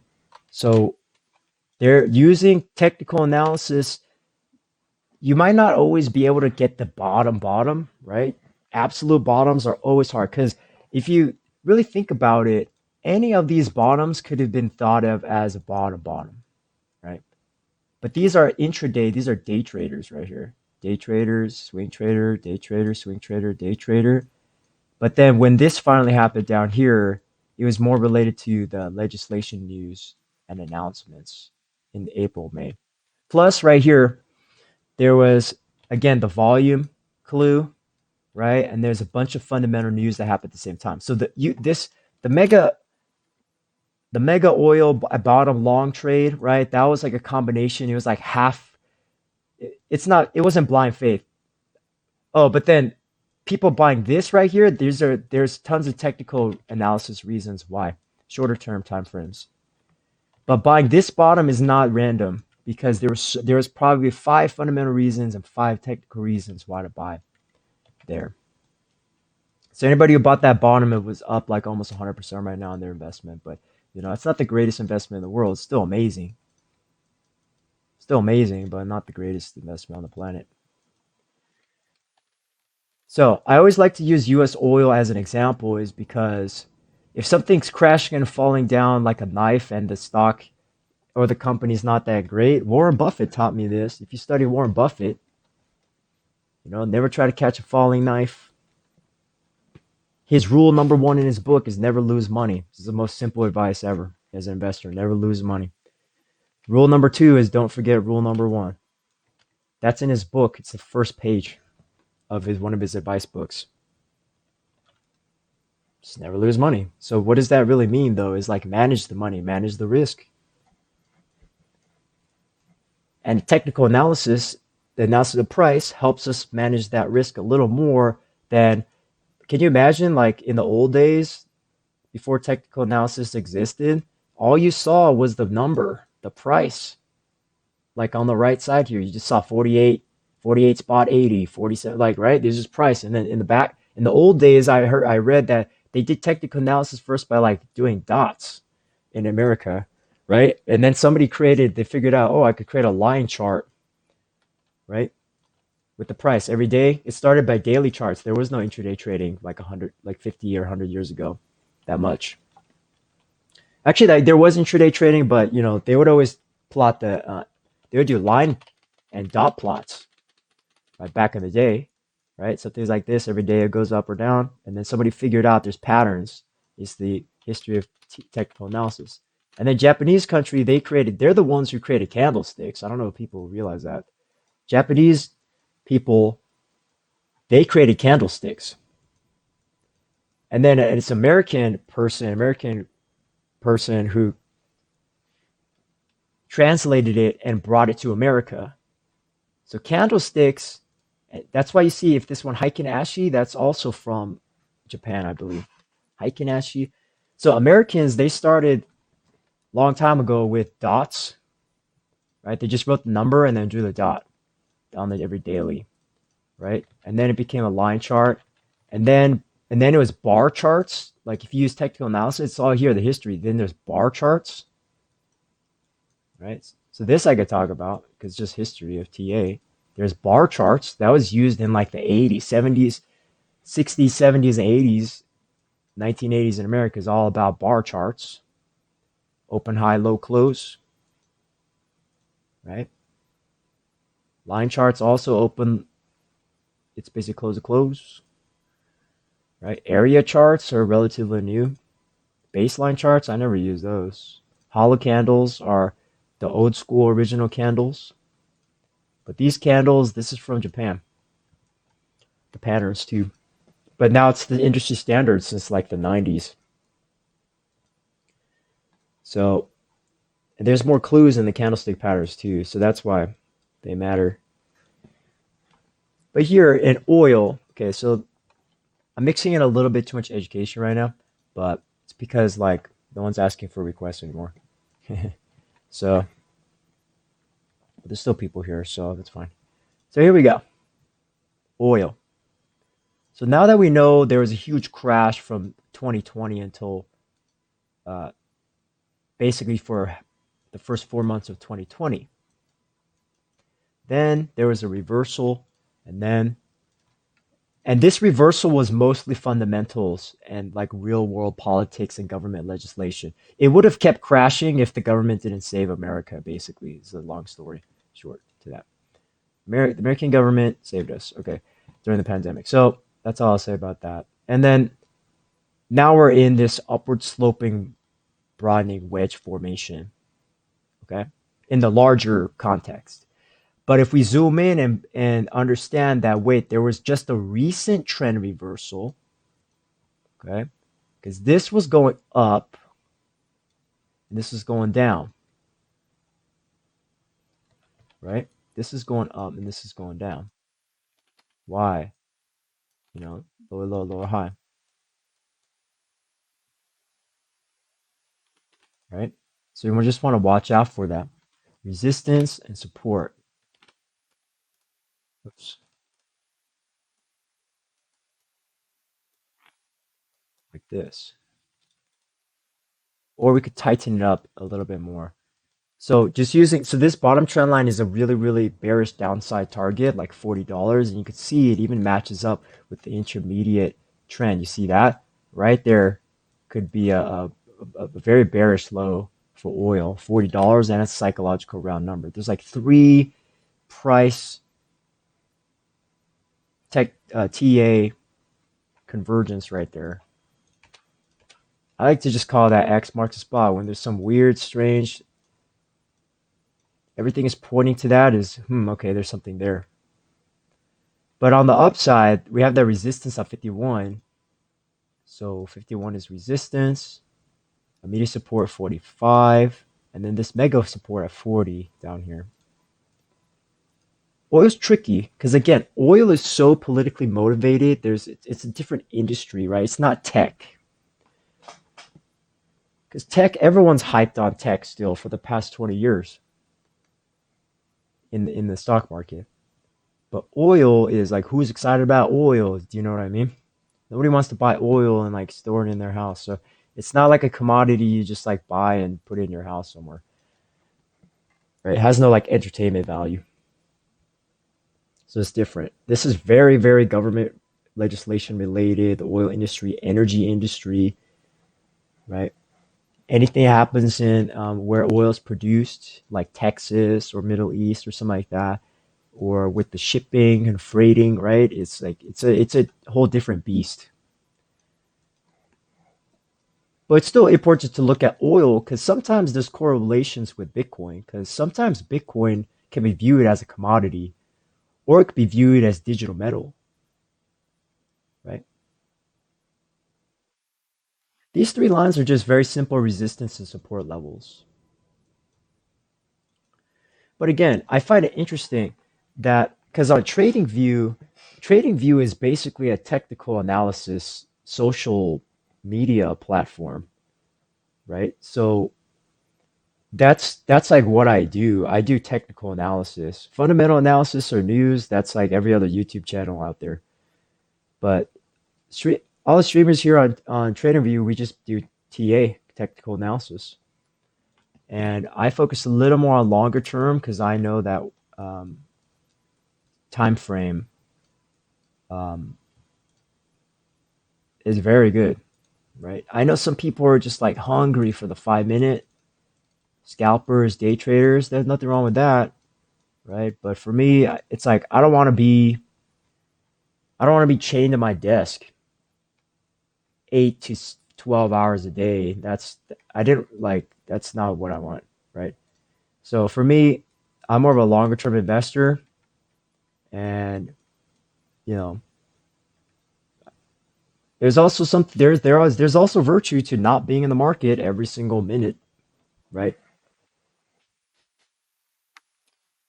But again, I'm a technical analyst.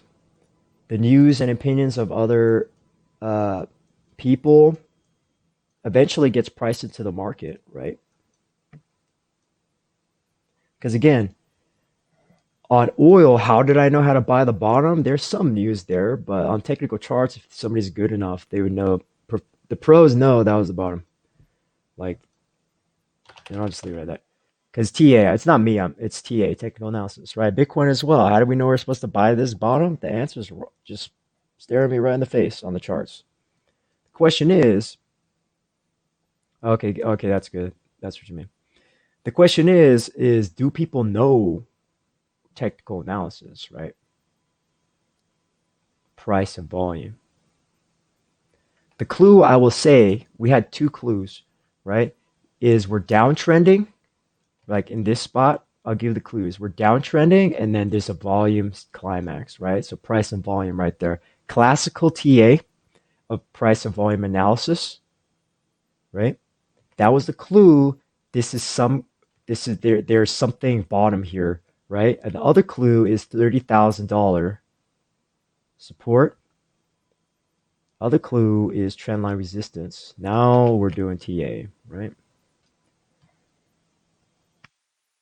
The only problem is back then though there was the ultimate head and shoulders pattern that was actually kind of nerve wracking to a lot of people because that would have this is like basically ridiculous amount of correction, right? This means Bitcoin go back down to nothing, right? Or 80% correction back down to like 3,000, 4,000. This is possible, right?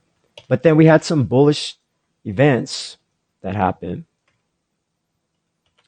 We had some bullish events that happened, right?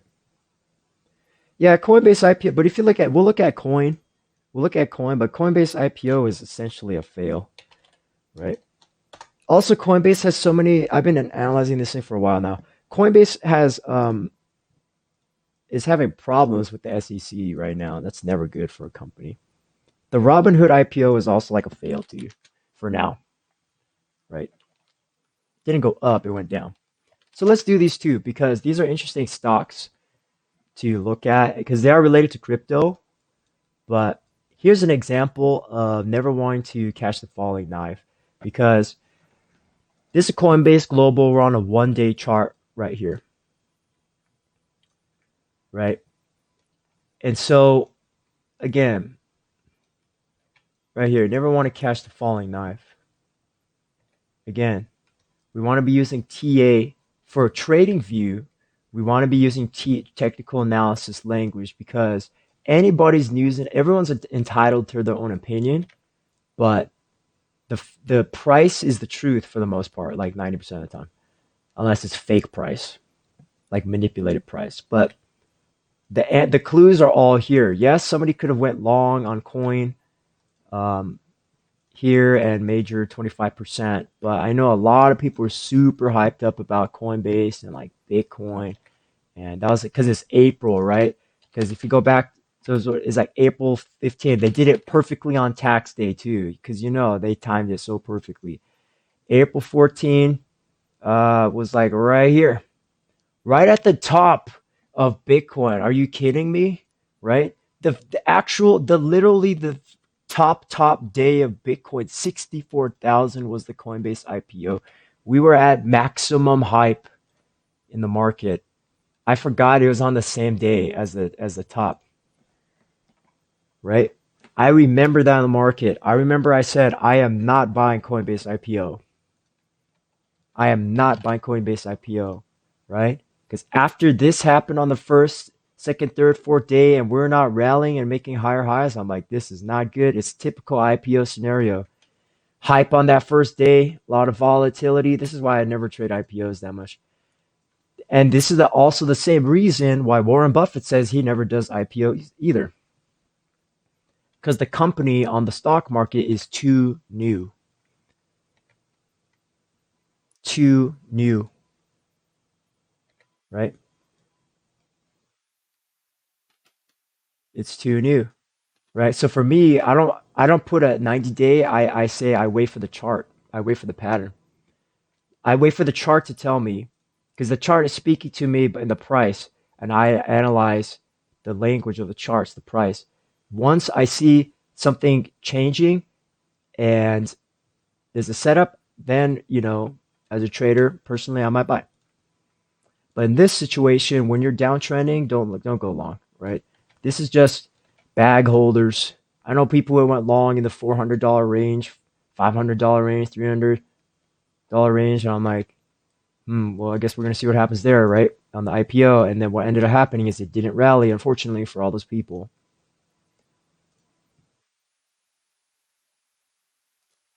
Didn't rally, right? So yes, David, I would recommend because I know you're like asking a lot of questions as a beginner, and that's good. You know what I mean? It shows you have curiosity. But for technical analysis, though, it's all about price. It's all about volume.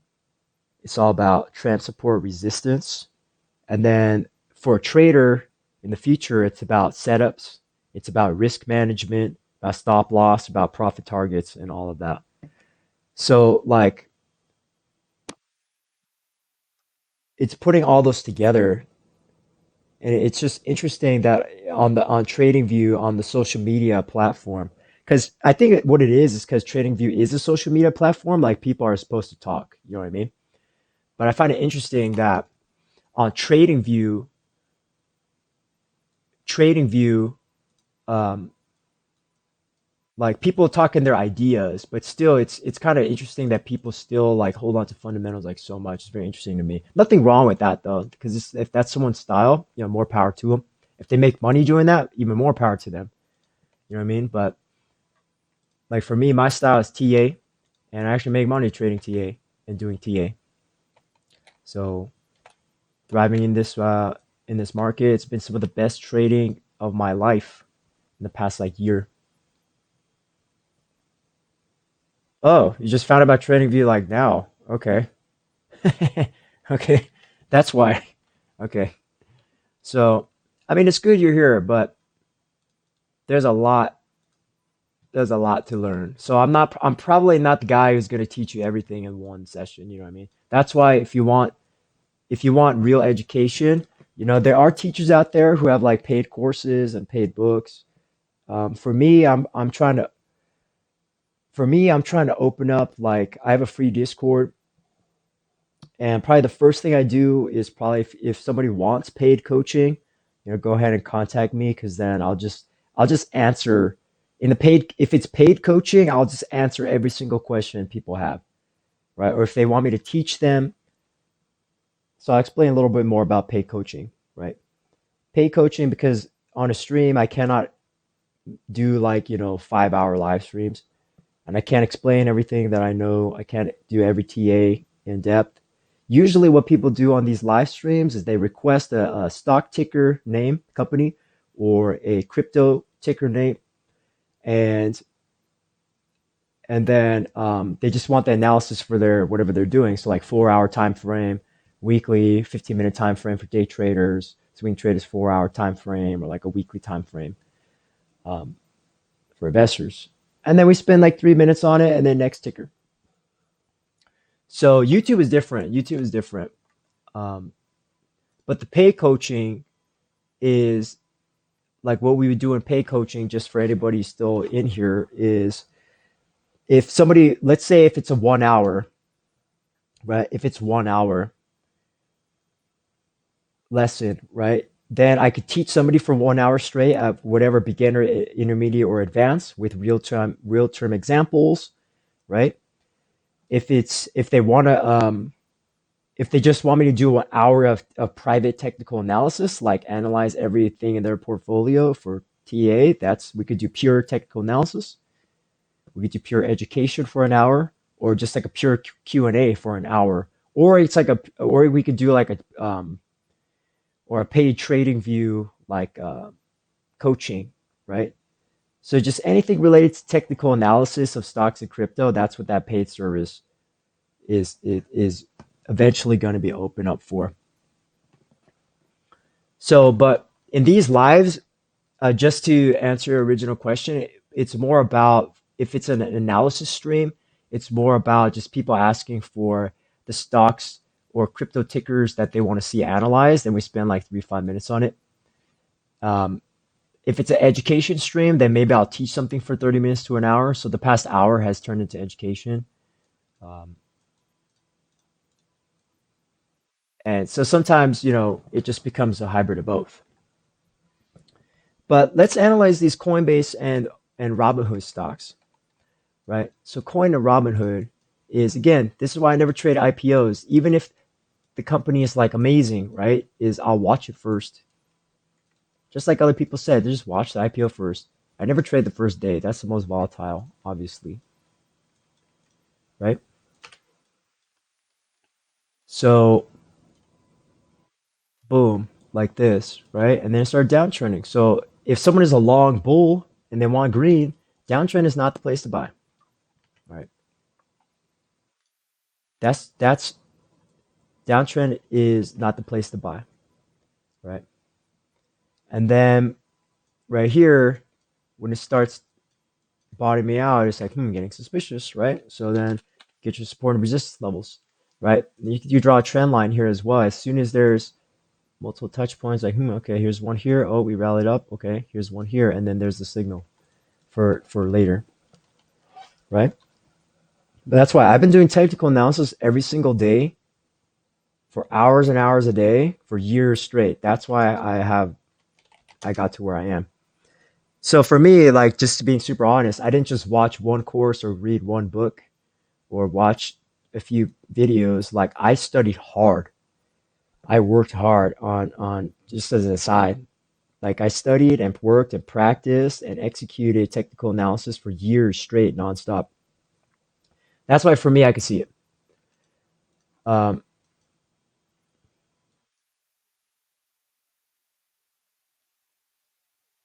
Benjamin Cohen. You're talking about Benjamin Graham?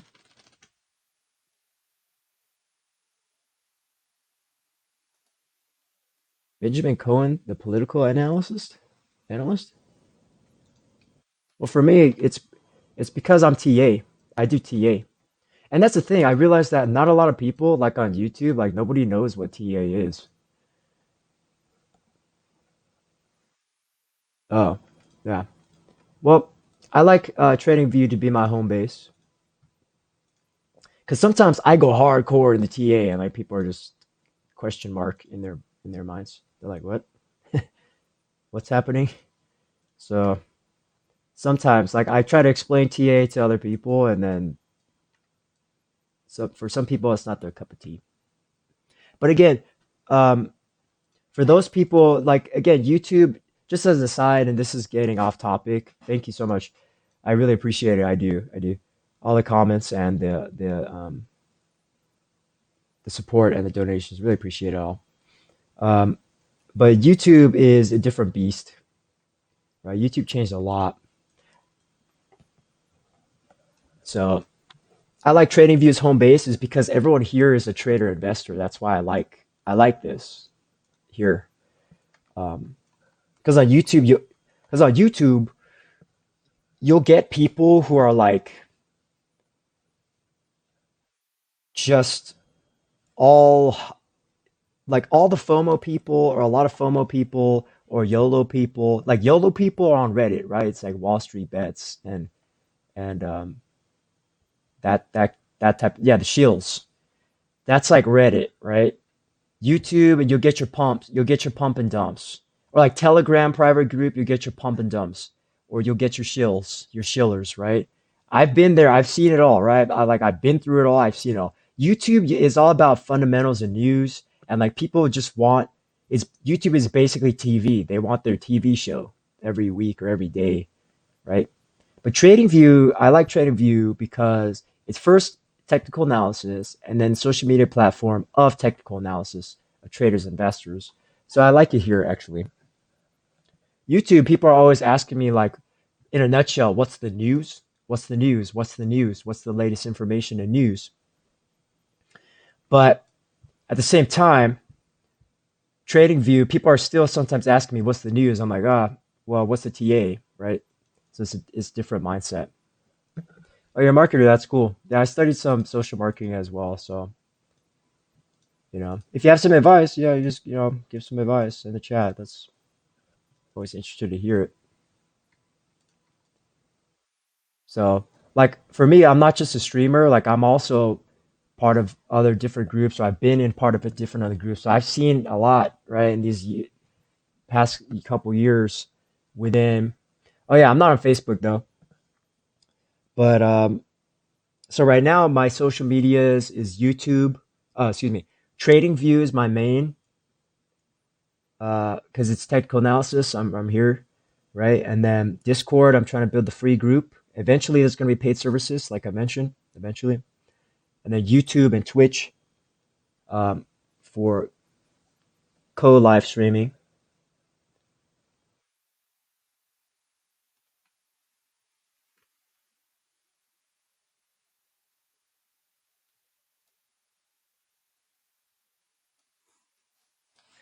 Yes, I have thought about it, doing ideas, but I'm also a full-time trader investor Monday through Friday. So um, just trying to find that balance because it would take me a bunch of time to put these streams into ideas. Although I probably could generate like 10 to 20, 10 ideas a day, right? Or 20 ideas for the stream.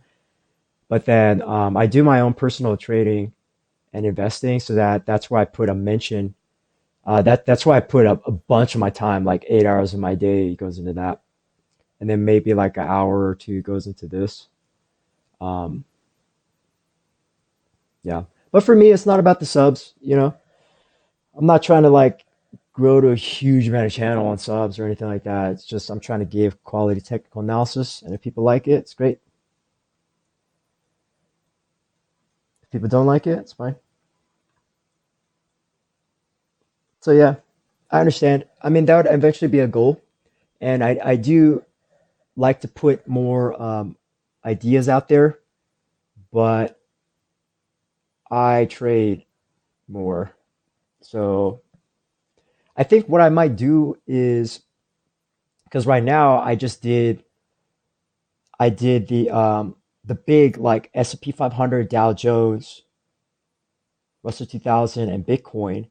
And from my knowledge and experience, is if you can properly forecast those two, the big indexes, then you'll basically forecast 70-80% of the entire stock market or crypto market in general. So just having those two, Bitcoin and S&P 500, is basically all you need. Eventually, if I have a paid service, right, that's where I'd put my paid trading view ideas for the paid members. That's what basically every Discord group does right now in stocks and crypto.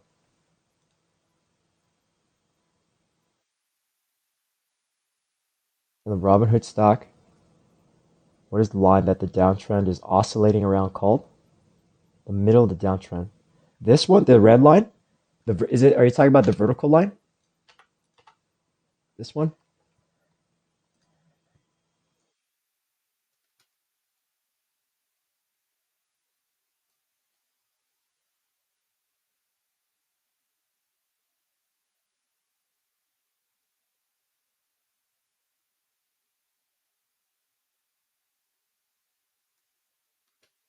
Yeah, that's. I understand that, David. I understand that. So yeah, there's the whole because I've studied SEO as well. I understand the SEO and the keywords and what's popular, what's trending, what are people searching for. But at the same time, though, I'm like a pure TA guy, so you know I understand both worlds. So eventually, I don't want to like. It's not my style to do like super clickbaity titles, but I understand that they get a lot of views.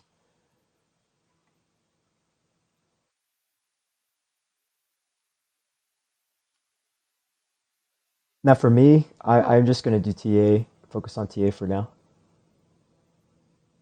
It's going up and down in the downtrend. You could draw a line down the middle going left to right. Okay. So for this, because we're on a day chart, yeah, there is the intermediate one right here, right? There is that one. Is that what you're talking about?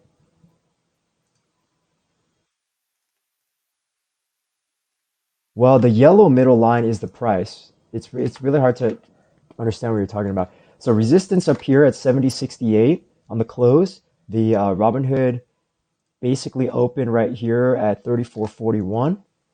Okay. And then this yellow dotted line is the close price, 41.17, where we closed on Friday at 4 p.m. stock market. And then if you're talking about drawing trend lines in the middle, it is writing this one right here like that.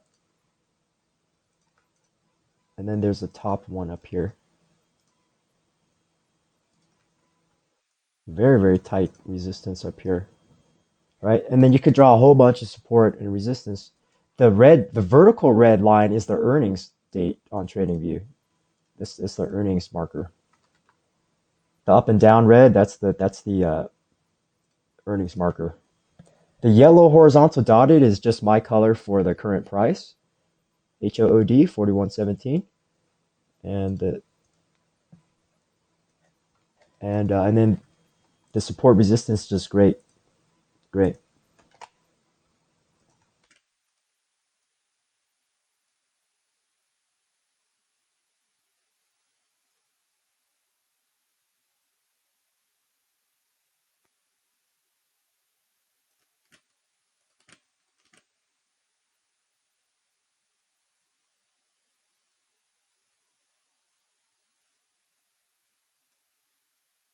No, no, no, Matthew, let's not give up on it. I don't want to give up on what the question is. I'm saying, and also the chat is delayed, so it's kind of hard to talk in real time. So actually, maybe I'll slow down a little bit. And this is how I would probably do a basic general analysis on Robinhood stock. Is that it is downtrending on a stock, okay, after it shot up a lot on that initial IPO uh, meme stock rally, right? And we drew trend lines and we drew support and resistance. So the only thing to me that really matters on this day chart on Robinhood is, are we downtrending or uptrending on Robinhood? On the daily, we are downtrending. That's the only thing that really matters. For first question, right? Is we were uptrending, short-term uptrending on the left side, but then it turned into a downtrend and we're fading for since mid-August to the end. So that's all that really matters here for TA. Price downtrend, okay? And we're not super oversold yet. But again, this is Robinhood stock. I mean, this is Robinhood people, that community. This is their stock. It's their company, right?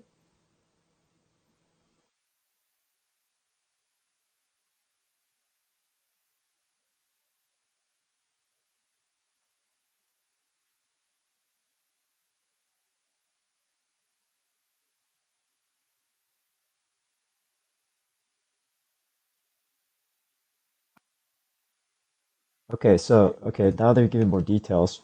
Let's erase everything. You're saying right here on this pink spot, August 24th.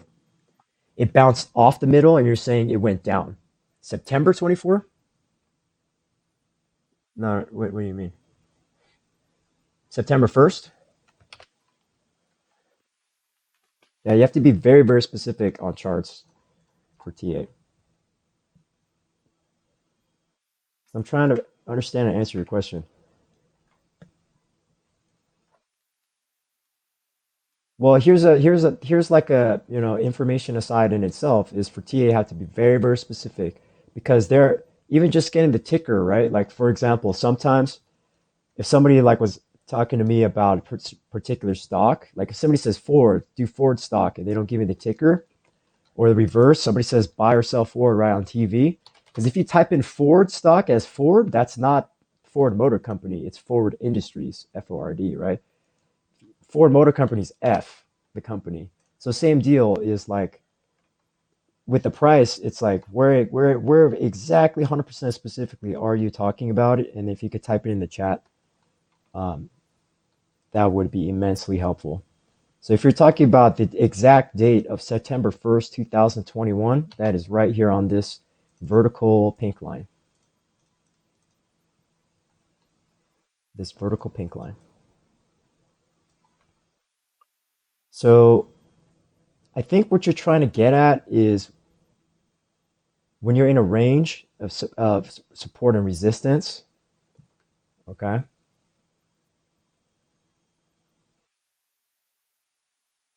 Or even August 24th, right?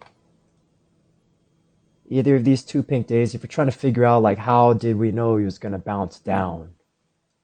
How do we know? Well, first off, we don't always 100% know what is going to happen in the market.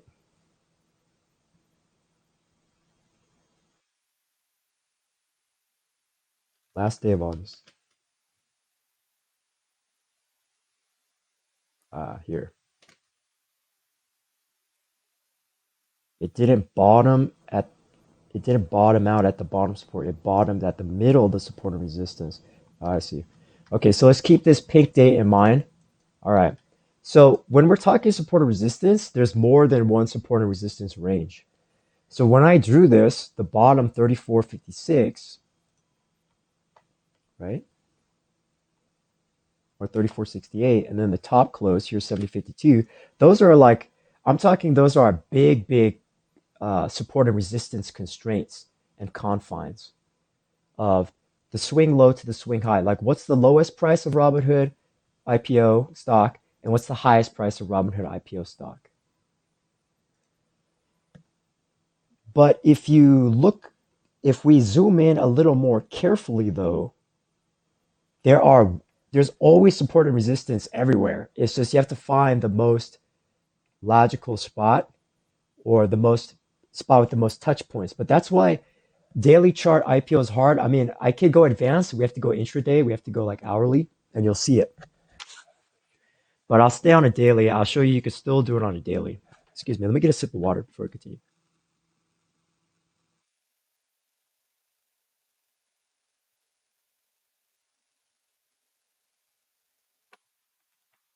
Okay.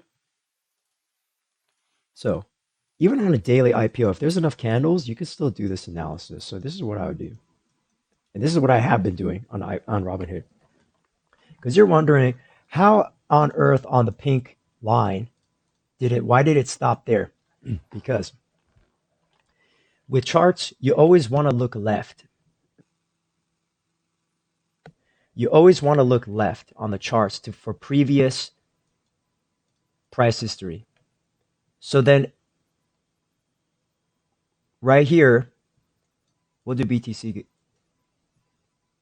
Thanks for the request. If you look left, Matthew, where is price? Where was the recent price close to the left? Right. The most recent price close left of the pink line is right here on the blue circle. So that becomes the latest support. So I would draw a line right there. And then if we turn the candles back on, where do we stop? Right at the line. You see how simple that was? Even though one touch point is not really a good perfect support, more logically though, the better, not even just logically, but just the better spot is if you understand candles and candle wicks, right here, this blue circle and then this blue close marks that entire support range on the downside. All right, so what I would do is I would draw, for me, instead of drawing a line, sometimes I like to use a box, right? And if you extend the box out and you get those 2 points, right? The blue and the close, are you seeing this now, Matthew, right? You understand that now? Then you get the support line, stretch that out in time. That's why we stopped there. Partially. That's like 25 to 30% of the reason why we stopped there. Just support level right there, right? So then if there's a support level, the inverse is also true. There is a resistance level. Where is there a significant amount of resistance? The first resistance I would see, right? And this is the skill of getting good at support and resistance. It'll save you a lot of times in the market. Or you'll see things that other people who don't know this, they won't see. That's why we do TA, technical analysis. The resistance right here at 46.33. You see this? Why? Because multiple touch points. Touch point, and this could be resistance up here too, right? Because multiple touch points, touch, resistance. So this entire yellow box on the top, now to make it easy on you, let's put a yellow box on the top now.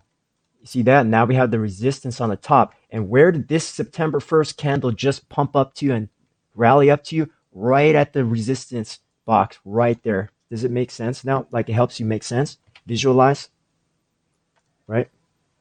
So I'll mark it again. How did I draw the support? Where are there as many touch points as possible? I see one here. Then a candle, oh, there's one here. So then this whole range is support down here. Then for resistance up top, it's like, do I see any price touch points? Okay, last price touch point from left of the pink arrow is here, here, and here. So then that whole zone is resistance for now. Then you draw a line, or you could draw a box.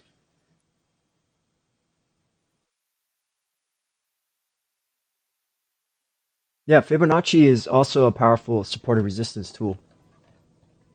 I'm going to do Gilbert's request. We spent a lot of time answering a lot of questions, so let's do a request.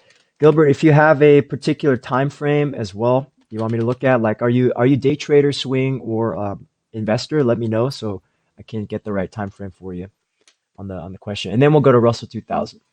So Bitcoin, I see you, Gilbert. I see you, Gilbert.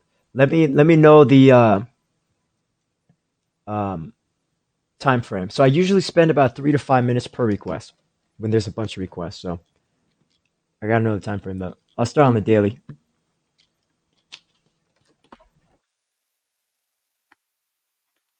All right, so BTC USD 1 day chart on Bitfinex.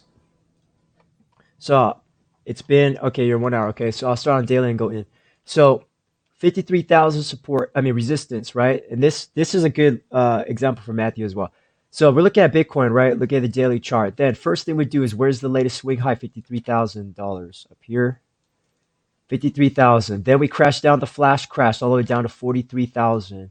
Then we set our resistance touch points right here. 3 candles in a row, 47,000. Support 2 candles in a row. Wicks down here, 44,000. Recent swing high of yesterday, 46,000. Tightening up in this range. Now we have our resistance zone and our support zone levels all set up very quickly. Then we zoom in because we want to do Gilbert's example, right? Then what is the price going? Where's the price going? Lower low, lower high, lower low. So we downtrend after that flash crash right here.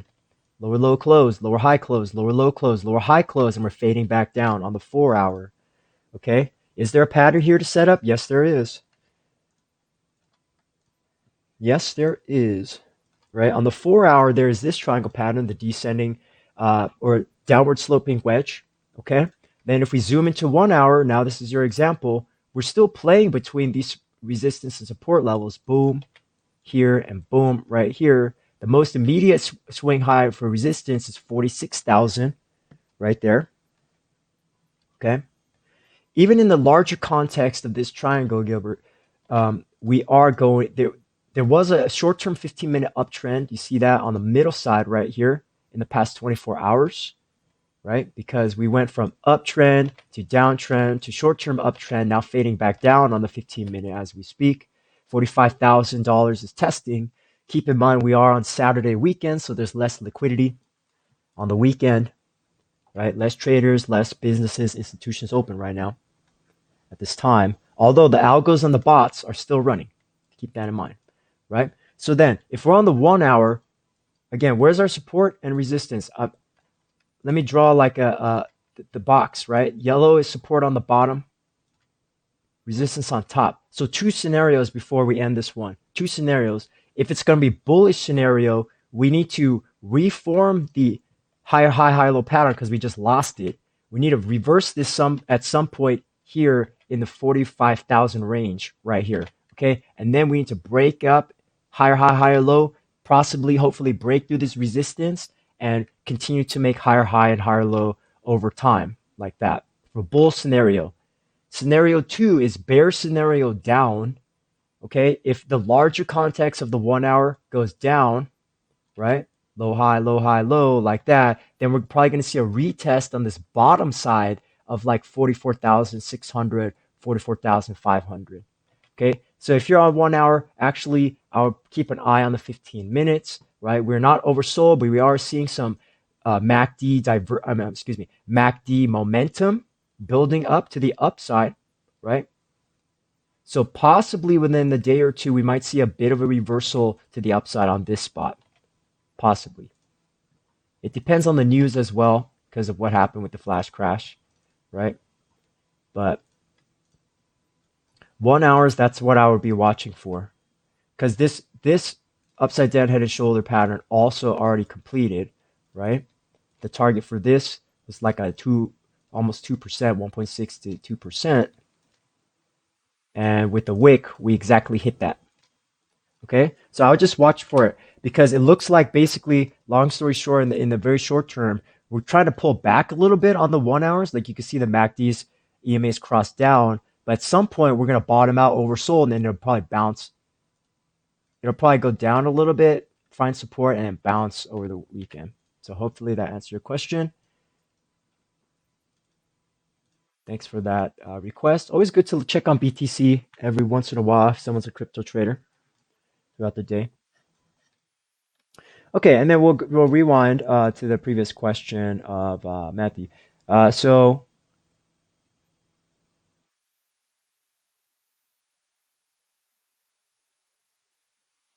yes, so here's the thing: is support and resistance like on the Russell 2000. Okay, I'll use the RUT index, right? It really depends on where you're Fibonacciing from, right? So if we zoom out, okay, this is my idea. You can see this. This is why I leave my big ideas, my longer term trading and investing ideas in my trading view profile, and I don't pump out like day trading ideas, is because once you have the larger um, ideas out there, for instance, okay, so this is containing the pandemic crash and the subsequent recovery. Now, we were uptrending on Russell 2000 for 1.5 years or 1 year until now in 2020, we've been consolidating to the side. Consolidating meaning sideways, price movement action. Stuck, and this is true range bound, okay? Range bound is usually two horizontal lines or two diagonal lines, but they have to be like almost parallel, right? If it's not range bound, it's a triangle, right? If they're not parallel, then obviously we have a triangle like that. So this is range bound. This is like the perfect textbook example of a in the real time markets of a horizontal parallel channel range bound price action on the 1 day chart.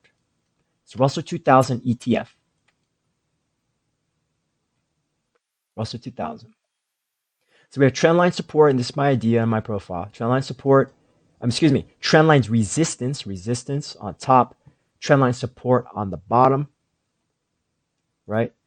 And then we've been consolidating for this whole year. Now that we know the confines of where we are, it's just been going sideways, right? So and now it depends, Matthew, where did you Fibonacci from, right? Because if you Fibonacci just this box, the start of the box, and this is going to look really messy though, right? It is hitting the support. It is like you're saying, you're like, how come it's not hitting? Like, for example, you're like, why is it not going to this 236, or why didn't it go all the way down here? It's because Fibonacci is not an exact 100% perfect spot where it always has to go. The market sometimes is moving on different factors than technicals. So that's another lesson here, is that technical analysis does not work 100% of the time. Technical analysis is just a tool of price and volume and indicators analysis to help forecasting price movement or finding like patterns or finding support and resistance levels. Because if you look at Bitcoin, sometime or Dogecoin, that's why sometimes the FOMO, the emotions, the YOLO, the FUD, all those acronyms, basically psychology and emotions, takes over, overrides logic, overrides price valuations, overrides fundamental news, and you can have big explosive moves up or big explosive moves down. Happens every year in history, right? Every decade, every year. It's just human nature. People want something. If people want something bad enough, they'll get it, right? Or if they want to buy it, right?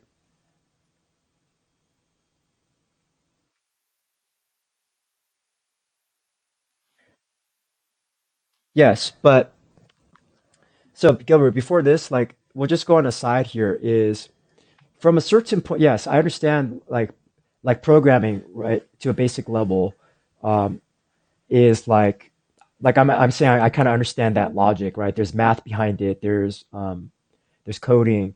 There's a certain way, right? The pattern. This it's a certain way. Like the code has to be laid out, and there's this real structure to it. There's a real logic. It's like math language, right? But for technical analysis, the price. If we're just doing price analysis, right? We have to think about the sequence of events, because if we're talking about stock trading, and Gilbert, we'll get to cake. We'll get to cake. Let me put a timer on this so I don't go too long. So the thing with investing is there's a huge psychological side to trading and investing. But also there's a psychological side to just human nature in general. And this is getting a little bit philosophical and like metaphysical, but it's real though. Because we have to think about it like real life. The stock market is a mirror image of real life. Because you think about everyday life, people need to buy groceries, people need to buy gas, fuel, people need to buy commodities, um, or like not commodities, but like clothing, right? Like basic human needs. We need food, we need water, we need supplies. This is what I'm saying. We need, people need to buy like in the pandemic, everyone's buying toilet paper. You know what I'm saying? That's an example of everybody needs certain items in their life, like retail discretionary items, right? Hand sanitizer, masks, gloves. Pandemic's a perfect example. So there are real human emotions going on in the market right now. And this is where Warren Buffett, one of the greatest investors in history of USA, talks about this a lot. So I studied Warren Buffett a lot first, and he doesn't even do technical analysis, right? But what he said is yes, yes, because right, what Warren Buffett said is there's greed and fear in the market, and that's real human emotions, right? Think about like if you're in the USA, do you know what Black Friday sale is, right? Or Cyber Monday? There's a sale, like, oh, everybody's like, oh, I want to buy that. I want to buy a laptop. I want to buy a TV. A lot of people buy that stuff. Or like, I want to buy clothes on sale. I want to buy X, Y, and Z on sale. It's like discount. I want that. Yes, right? Same thing happens in the market. Same thing happens in the market. You get intense times of there's psychology on buyers and sellers every single day in the market. Traders are trying to figure out, am I going to buy or am I going to sell? And there's a real thought process to that. Sometimes you get extreme bouts of fear like this COVID-19. That's fear on the chart. I remember people are afraid in real life, and then people are afraid in stock market. When people are afraid, they sell. Fear, sell, right? The inverse is true. Warren Buffett taught us this. When there's greed, there's green. When there's greed, there's buyers. Everybody wants to make money. And a perfect example of that, Bitcoin. This this is greed in the market. This side is greed. Maybe this side is greed. This is greed in psychology. This is fear in the market. So real emotions and psychology is coursing through people's minds and their bodies every day. If somebody's a day trader, you deal with greed and fear on a minute to minute basis as a day trader. As an investor, it's more on like a monthly basis, weekly basis. Greed and fear. So right now, we just got out of a period of greed in the market, so to speak, right? Greed, people are bullish, things are going to go up. We just had that leg up, and then we had a fear moment down. And so the bulls are tepid right now. Bulls are not greedy right now. Bulls are afraid right now. Or not afraid, they got hurt. They got wrecked in the market by this flash crash. That's why we should have went up, but we did not. Usually when you have a flash crash, you have one big green day, but this is a very, very telling scenario that did not happen. That's how I knew we were going to go down in my live streams for past 2 days. All right, let's do cake. That's just a quick aside. So psychology, there's so many books on trading psychology, investing psychology, but if I had to pick one person, I would just say Warren Buffett knows all about that. He knows all about that for investing. And the technical analysis, there's tons of technical analysis books and stuff online. So there's already that stuff, educational materials out there. Okay, so cake USDT. I'm presuming it's going to be the same like time frame you're probably looking at. Let me just make sure I have a good chart here. Yeah, so the Binance chart is the best for this. I'm going to do cake USDT. Okay, so cake USDT. First thing I would say is this looks very correlated. This looks very correlated to Bitcoin, starting from here. Again, it's like the same dates. April was the high of Bitcoin. July, May, June, July were the subsequent lows of Bitcoin, like right here, the vertical time axis. Okay, so now that we know that cake is very highly correlated with Bitcoin, although there was a clue in here with cake, okay, because you're going up, and then you already had a flash crash pullback on cake, so and then we had a lower high, so that was a huge warning right here, red flag on cake. There was a yellow flag and then a red flag on cake for people to take their profit if they got in low enough from the middle of the bottom, right? So where are we going from cake? What I would do here in this situation, okay, make it easy on people, draw the resistance and draw the support, Okay, like the big support. So it's kind of this like sort of like Robinhood, but a little bit different. Stock cake. So support down here, big resistance 26.31. Support down at $9 or 10.80. Right, we could draw it like that if you want to make it visually nice. Resistance and support.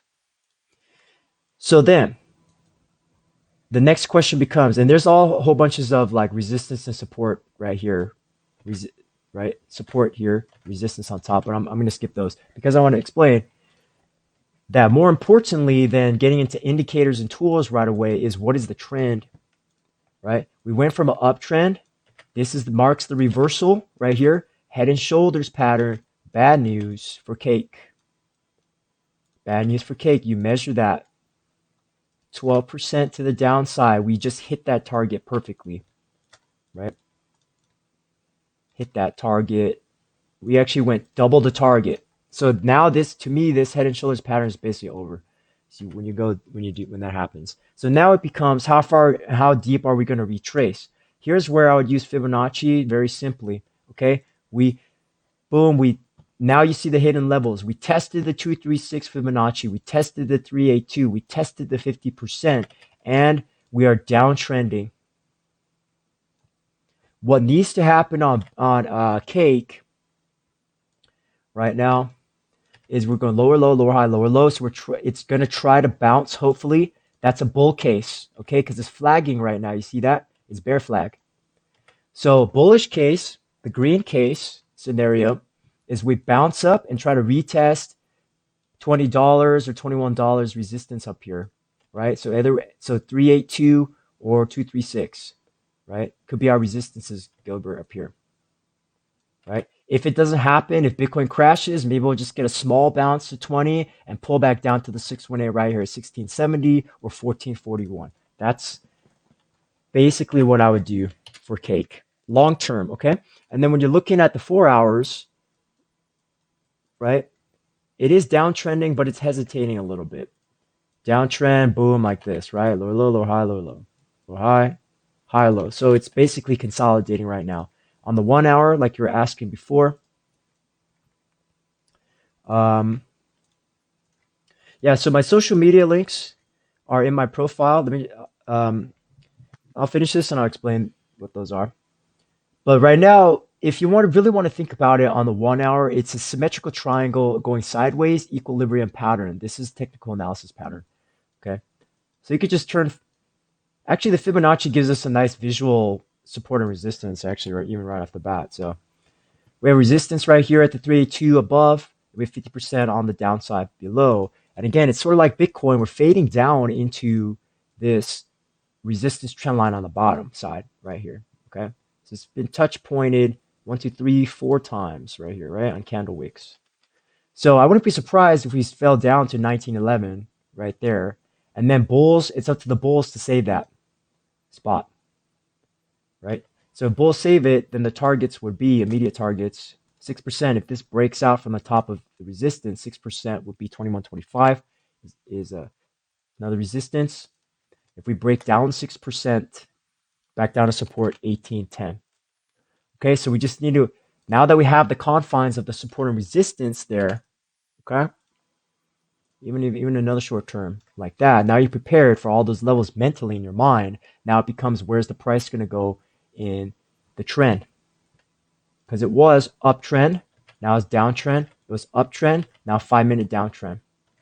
Okay, so this has to really hold above the line in the sand the bulls have set. 1868 needs to form the higher low, bounce out and do this if we're gonna follow and create a bull scenario. Talking too fast right there, right? Higher high, higher low, higher high, higher low, higher high. We're in the zone here, technical analysis, right? But if that fails, boom, higher low, breakdown, lower high, that could happen too, right? Because that's been happening on a lot of these triangles. If you see, we break out, but then we lose the support. We break out, and then we lose the support. So what is that? That's just day traders doing their thing, algorithms and bots trading, and then people selling off. So those are the two scenarios on on cake, Gilbert. Might need to take a break for a little bit. Those two scenarios. But last thing I'll say about this is cake is correlated with Bitcoin. Okay, so whatever Bitcoin does, cake is probably going to do it too. And then my social media links are in my profile. Because I'm a technical analyst, I just focus on TA, technical analysis live streams. So I'm live on TradingView, live on YouTube, live on Twitch, and I have a free Discord for people right now. Okay, I'm free Discord for people that just want to join, right? And I have some basic, very basic free watch list and my big ideas for Bitcoin and the stock market, which have been proving to be correct, right? If you just look at my ideas from where I started to where it is, the technical analysis was correct, okay, on basically every single idea. So targets were hit. I might need to refresh those ideas in this coming week, right? We'll see. And then I have that free Discord, right? There's going to be paid services. I'm being completely transparent, honest with people, right? There will be paid services, additional paid services in there, like coaching and maybe some other additional resources, ideas, right? That might come later in the future. But right now, we're just doing TradingView as my home base because I do TA. That's what I do. I'm a full-time trader, investor, and analyst. So, I spend a lot of time. That's my full-time job. That's what I do every single day. Discord is in my social media. I'm actually not allowed to post my links here. So just click my name, like, my name, like anywhere on like I just click it right now and you go to my profile and it's right there, my website. Okay, so just click my name, Gilbert, or my icon. If you just scroll down and click my name, and then you'll see the Discord link at the blue circle.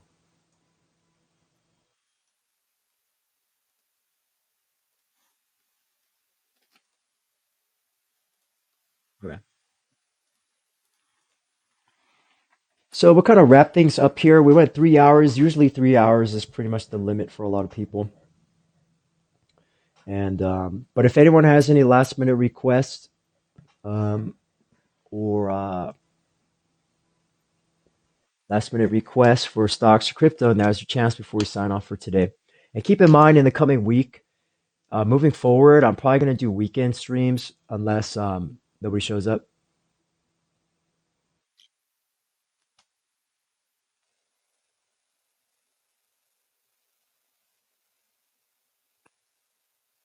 Because most people, they only trade on weekdays, and then everyone's off right now. Like all the traders, they're not, the usual traders are not in the chat right now.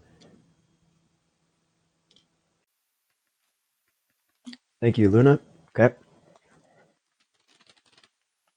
Luna, I'm going to do Luna USDT.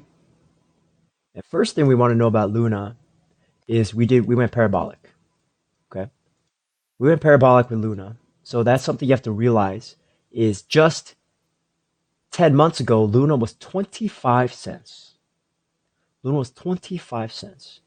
We went parabolic and we're up 125x in this market. That's why everybody loves crypto.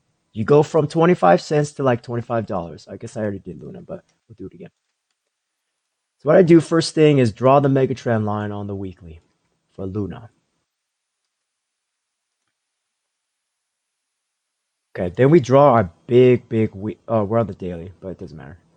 Right, that's okay. So our resistance 45.28, flash crash support, which used to be resistance over here, support turned to resistance. Resistance turned to support.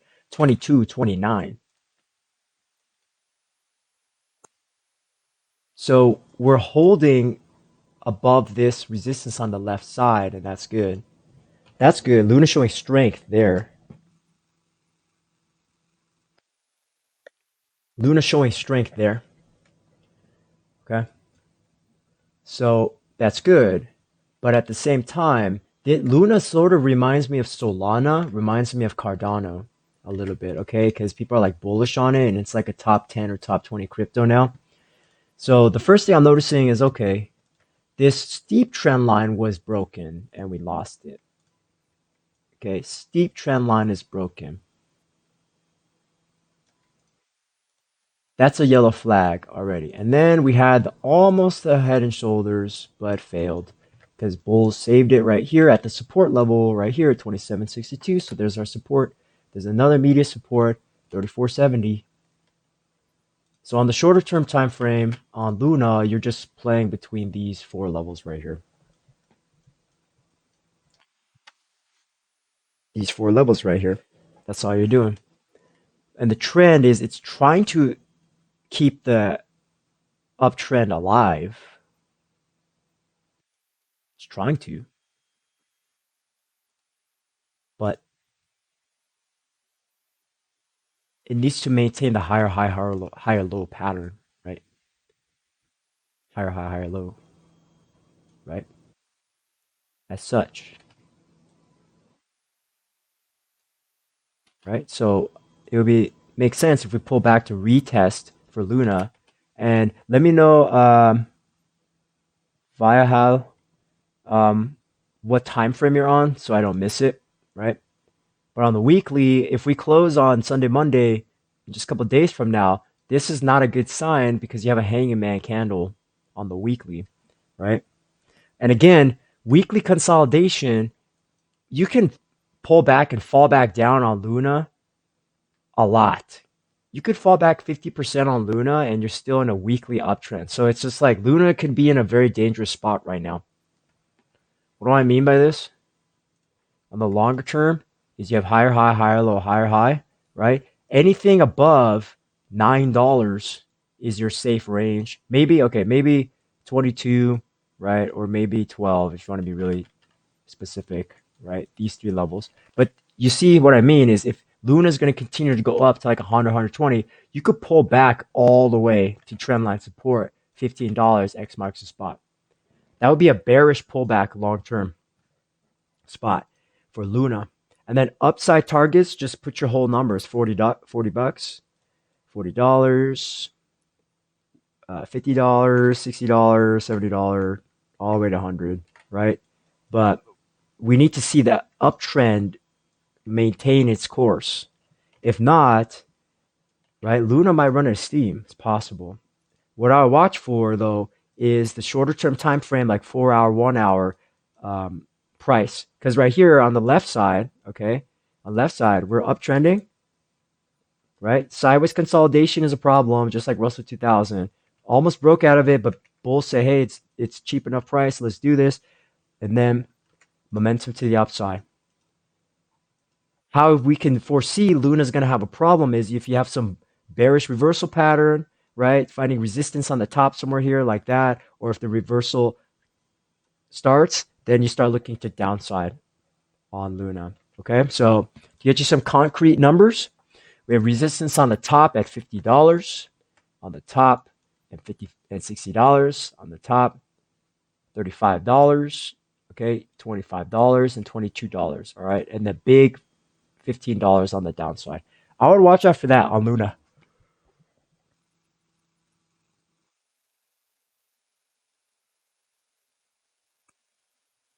Okay. Let's do Tron and VeChain real quick. I already did VeChain, but let's do it again. These are some of the old school coins right here. I remember this. Tronics. Tron. All right. All right, here we go. So Tron though might have to pick like a Asian exchange. Yeah, or I want to get some. Yeah, let's use. I'm gonna use Bitfinex because at least it goes to like 2018, right? 2019. So Tronics, Tron. Tron very much correlated with Bitcoin. Okay, this is the Bitcoin top right here. This is the April 1915 top of Bitcoin, right? So we have that mega resistance up here, 16 cents, right? Then we have 11 cents, right? 8 cents support, 7 cents support, 9 cents resistance, right? 6 cents support to the downside right here, and then trend line broken. So very, very similar to Bitcoin price chart,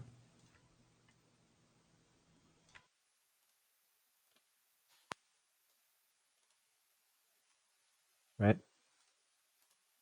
pull back, and we get the lower high on Tron. That was nice, right? You boom, higher high, higher low. You pull back and you made a lower high. Very nice on Tron, but that's the resistance zone. Now remember, this is resistance up here. Resistance zone could be the problem, right? That's why we're consolidating. So what I would do is look at the 4 hours. Excuse me, look at the 4 hours, okay? It is uptrending, but it's getting stuck at the resistance. I mean, how many times does it hit here? Like 5 times, right? The yellow box, 1, 2, 3, 4, 5, 6 times, including today, 6 times. So that's a strong resistance. High, low, higher, high. So what might happen is higher, low, probably somewhere above, somewhere like 9 cents, 8, 9 cents, right? Because right now it's at 946. Maybe it's going to go to 897 right here. There's an intermediate trend line you can draw right there. There's another pattern within the pattern, right? So now it's like a giant bear. So we know this pattern, right? From technical analysis, this might happen, and then the breakdown might happen if the pattern is going to be correct, right? So at least a pullback down to like 9149, because that's support. And then if we look at history, it likes to pierce down. So, okay, so 9 cents and below, like 88, 9 cents or 0.0882, somewhere there could be immediate support. Resistance on top is like 980, 10 cents. Because it could keep going up like that, right? But if it's going to maintain the higher high, higher low pattern, it's got to come down to here, 9 cents.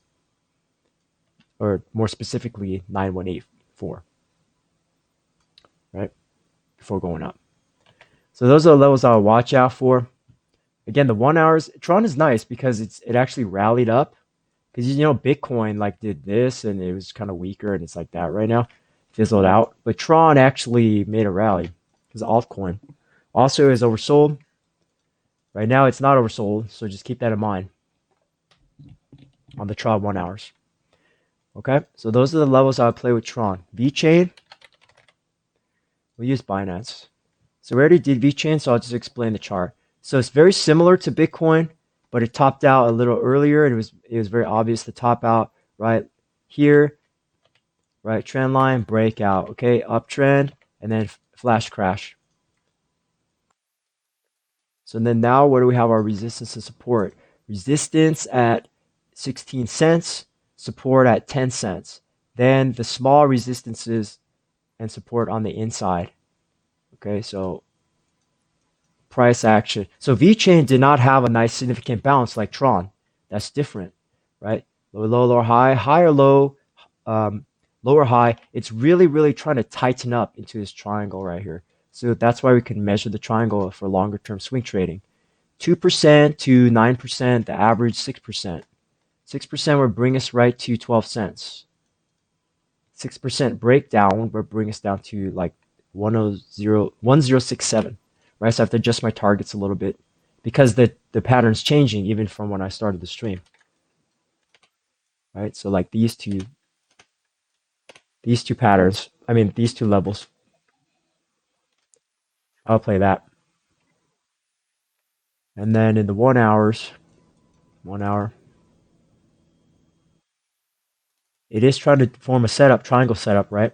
So essentially a large symmetrical triangle going to the side. This broke down. This is a perfect example right here. 3 hours ago when I started the stream, or 2 hours ago, 1 hour ago, the price 1 hour ago was right here, and 2 hours ago it was right here. So the downtrend is, trend is extremely important on every single time frame as a trader. This was uptrend, excuse me. This was uptrend, resistance, downtrend, support, uptrend, resistance, downtrend. So where's the support now? We're just touching it. 11 cents. 11 cents. Right? So if this is a higher high, higher low, if it's going to set, bulls need to buy and push this up to create at least a lower high or trend change. Right?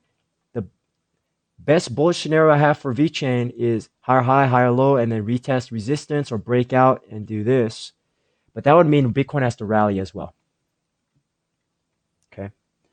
If not, A lower low, lower high, lower low rejection pattern is probably in the cards for VeChain 10653. All right. Also keep in mind, like I keep saying, it's Saturday. There's not as much liquidity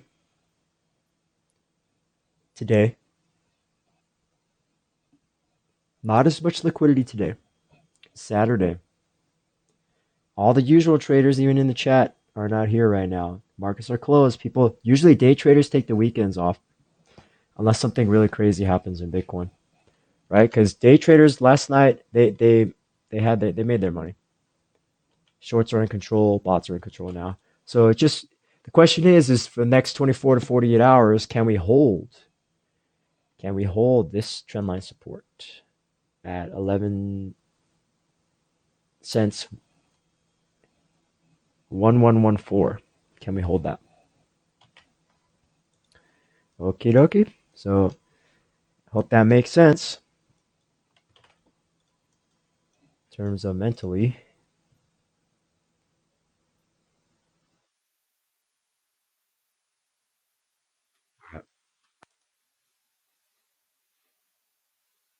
So last thing I'll end with, oh my mic. Last thing I'll end with um, is S&P 500. Okay, SPY, SPY, right here. S&P 500. All right. So again, this is like half of my idea, right? But I drew the resistances and support. I have to not make it log scale. So again, S&P 500. Whoa, where is this one? S&P 500 has been. We've been in an uptrend for most of this year, right? And thanks so much for following the Discord, Gilbert and Matthew. I see you guys. Thank you so much.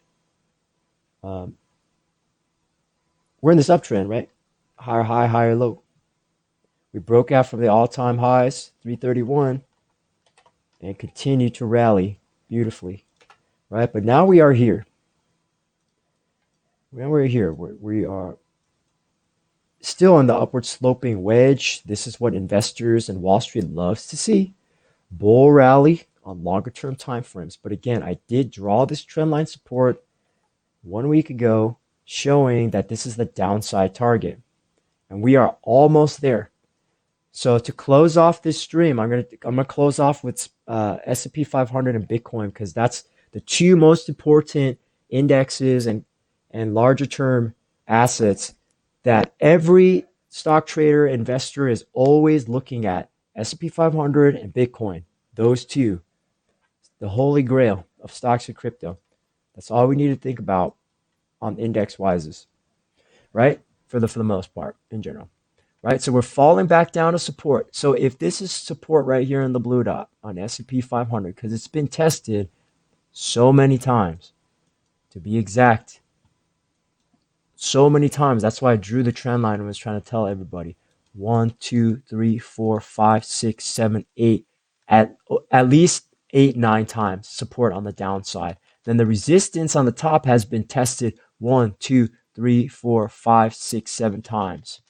It's a very, very strong trend line for almost 1 year. It's powerful. But the question remains this coming week and next week. Will the trend line support hold this time, though? On the 10th time, is it going to hold or is it going to break? The answer will be shown to us in the next couple days, right? I'm presuming because the target is just so close, the bears will try to on the first day in the morning on 6:30, 9:30 on the Wall Street trading, they're probably going to pump it down, right? They're going to try to just go boom, right?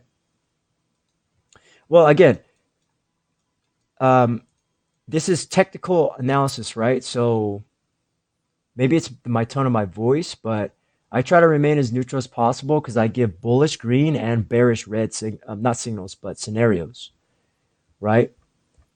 So just because, so like for beginners, the first thing we have to overcome when we do technical analysis is red is to not, we have to disconnect red from any negative feeling, right? So I try to have less emotions, less opinions It's just objective analysis, and that's what makes money in the market, basically, if someone's correct in their analysis. But I get what you're saying, right? It's a big deal, right? Because if we lose this and we don't bounce here, right, then we're going to pierce down below the trend line support, bounce up to retest it, and try to come down, right? That's bearish scenario number one. And that would be significant for stocks because this trend line, why am I emphasizing it so much, is it hasn't been broken for a year. If it finally gets broken to the downside and stays down, we have a problem with the S&P 500. We would have a problem for traders and investors, right? That would be a red flag. If this happens in the next month, lower low, lower high on the resistance, and we bounce down, big red flag, huge red flag. Okay, maybe not a problem, but signal wise, technical analysis wise, that's very significant. So anybody working on the TA right now who's been in the market for years or at least this year, right, understands that if you understand technical analysis, you understand Mondays get the big battle. This week's the big battle, the test support, right? So where we could go here is lower low, and then we had attempted lower high and then lower low. So what are the numbers? 442, 439, 436. Like in my idea, and why I leave my long-term ideas there, is anything above 436, this bottom one is a weekly higher low, and we'll be fine in the uptrend. Okay? We just have to hold that support as a bull. If we lose it, okay, bears in control.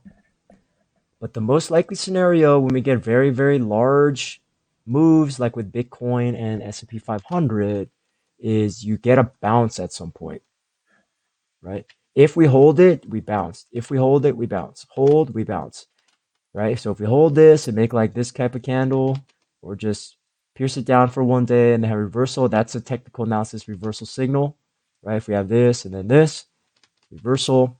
But again, what could happen is downtrend momentum because there's so many fundamental reasons right now. If you look it up on Google, a lot of fundamental reasons why we could pull back down. Okay. But on the day trading scale, short term, what I'm doing, and long term, what I'm also doing, but what I'm talking about right now is the inside day. If we zoom in, right, because we're in the post market right now, but we've been downtrending. I was telling my class this or telling my Discord this, right? Lower low, lower high, lower low, lower high, lower low. So then it looks like we might get a little bounce. Two scenarios on Monday morning. We might bounce or we might crash down to support. And then that's where bulls might be looking to put their order. There's probably already limits buy orders down here. People are already prepared for that down there. Okay. But with stocks, we have to remember there's a lot more fundamental news that has control over the market, right? If the president of the United States comes on TV and starts saying something that negative and that's going to affect the market, then we're probably going to go down, right? Some policy, some mandate, legislation. The flip side, right? If the Federal Reserve says something bad, right, then looking to see some downside. But the inverse is true. If there's any bullish news from president or Federal Reserve, we're probably going to see a higher, stronger bounce. If nothing happens this week, like no news, then it's just going to be traders battling it out. Okay, Bitcoin, last thing I'll say here, and then we're off. Very similar psychology applies, where we did rally, right? The longer term, though, is the questionable problem, right? Because we were in a weekly uptrend, right? People buying, trading Bitcoin all up in this. Then you had the reversal signal. Okay, resistance topping out, right? Resistance topping out, downside, right? Support holding here, fine, upside, right? Setup, triangle setup, nice. But in the longer term picture context is we just looked at S&P 500, the USA stock market index, and then now we're switching to Bitcoin. It's the same kind of psychology. I don't know if people realize there's a correlation here, right? Because even in this little bit of swing up, we had uptrend, right? Right? And then we lost the uptrend for now on the daily. So even Bitcoin giving us a potential warning sign of commodities and the metals, right? Because what Bitcoin needs to do, I know this is kind of hard to see because we went from an uptrend to a downtrend, right? Downtrend, we're supposed to bounce. We need to bounce on the S&P 500 and Bitcoin to keep healthy uh, patterns alive.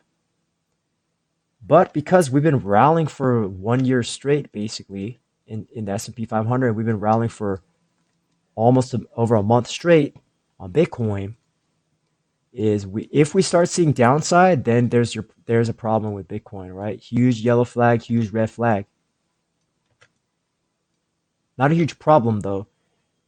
Bad fundamental news would be a huge problem for Bitcoin. Like if Bitcoin gets banned in like Europe or America, I mean the crypto markets, that would be the worst crash in history of crypto if that happened. But so presuming that does not happen, we're probably going to see technicals at play, right? And again, bulls are tepid, meaning that bulls hesitated, right? They got destroyed here in the flash crash. I know so many people in the chat kept saying they got stopped out or they lost money day trading because they never try to catch a falling knife, right? So on certain days, on crypto trading, I was sitting out. I did nothing on crypto. I did something else. I wasn't trading crypto for a certain point because I understand trend. We're going down. I'm not buying for now, right? But it depends on someone's time frame, and so everyone has different time frame. Everyone's different, right? But the two scenarios is Bitcoin has to do. There's only two scenarios. I mean, three scenarios, right? It goes lower low, lower high, lower low, lower low, lower high, lower low for bear scenario over time, right? Because this is just chop. Nobody knows what's going on except for bear flag, right? Consolidation could happen like Russell 2000. If nobody really knows anything, we could go down and then consolidate sideways for a little bit. Like if the market really dies out, it's like, okay, that could actually happen on Bitcoin. Bull case scenario, if we go up though, is this find the support somewhere above 43,000 or 40,000 and rally up again. So we could see a trend change reversal like sometime in September, October, just vertically, right? If this doesn't stop. So, but the larger picture is if this set our lower high on the weekly, then we would see significant downside in like a yearly time frame, right? That's the big bearish picture. If not, the big bullish picture, like my idea is we'll find the higher low at some point in here and then attempt to rally again. Okay, everyone. So I hope that makes sense today. I went extra long today because it's a Saturday. Usually I try to go a lot shorter and just only answer technical analysis like 3-minute TA only. But I did like over 1 hour of answering Q&A and education. So because it's Saturday. And so my streaming schedule, I'm trying to actually lock it down and trying to get a good sense of when I'm going to stream. Please remember, I am a full-time trader and investor, so that's what I do every single day, Monday to Friday. And we'll see what the schedule is going to be with streaming, so that's not set in stone right now. It just kind of flows because there's a lot of people globally, different time zone, stocks, crypto. But if some emergency happens, I'll probably talk about it. So thank you so much, everyone, for watching the stream. And again, everything I said in this video, please remember it is not financial advice. This is just technical analysis, education on the free live stream right here. If you want to give me a cheer or donate for doing analysis, that's always appreciated. Some people do that. And again, my social media links are in my profile, TradingView, YouTube, Twitch. Go ahead and give me a follow on those platforms, whichever one you're using. We have a free Discord group open right now. Eventually, it'll be partially paid, like with the I'm gonna have a free section and a paid section. With the Discord. So if you want to join in, you want to ask me a request question throughout the week for the Saturday stream, go ahead and do that if you can't make it. And if you have your own chart ideas, go ahead and share it in the Discord. I'm always interested in other people's ideas as well. And thank you so much for joining the live stream. Thank you for participating. I hope everyone has a great weekend and trading weekend, investing week next week. Happy trading, everybody, and I will see you next time. Bye bye.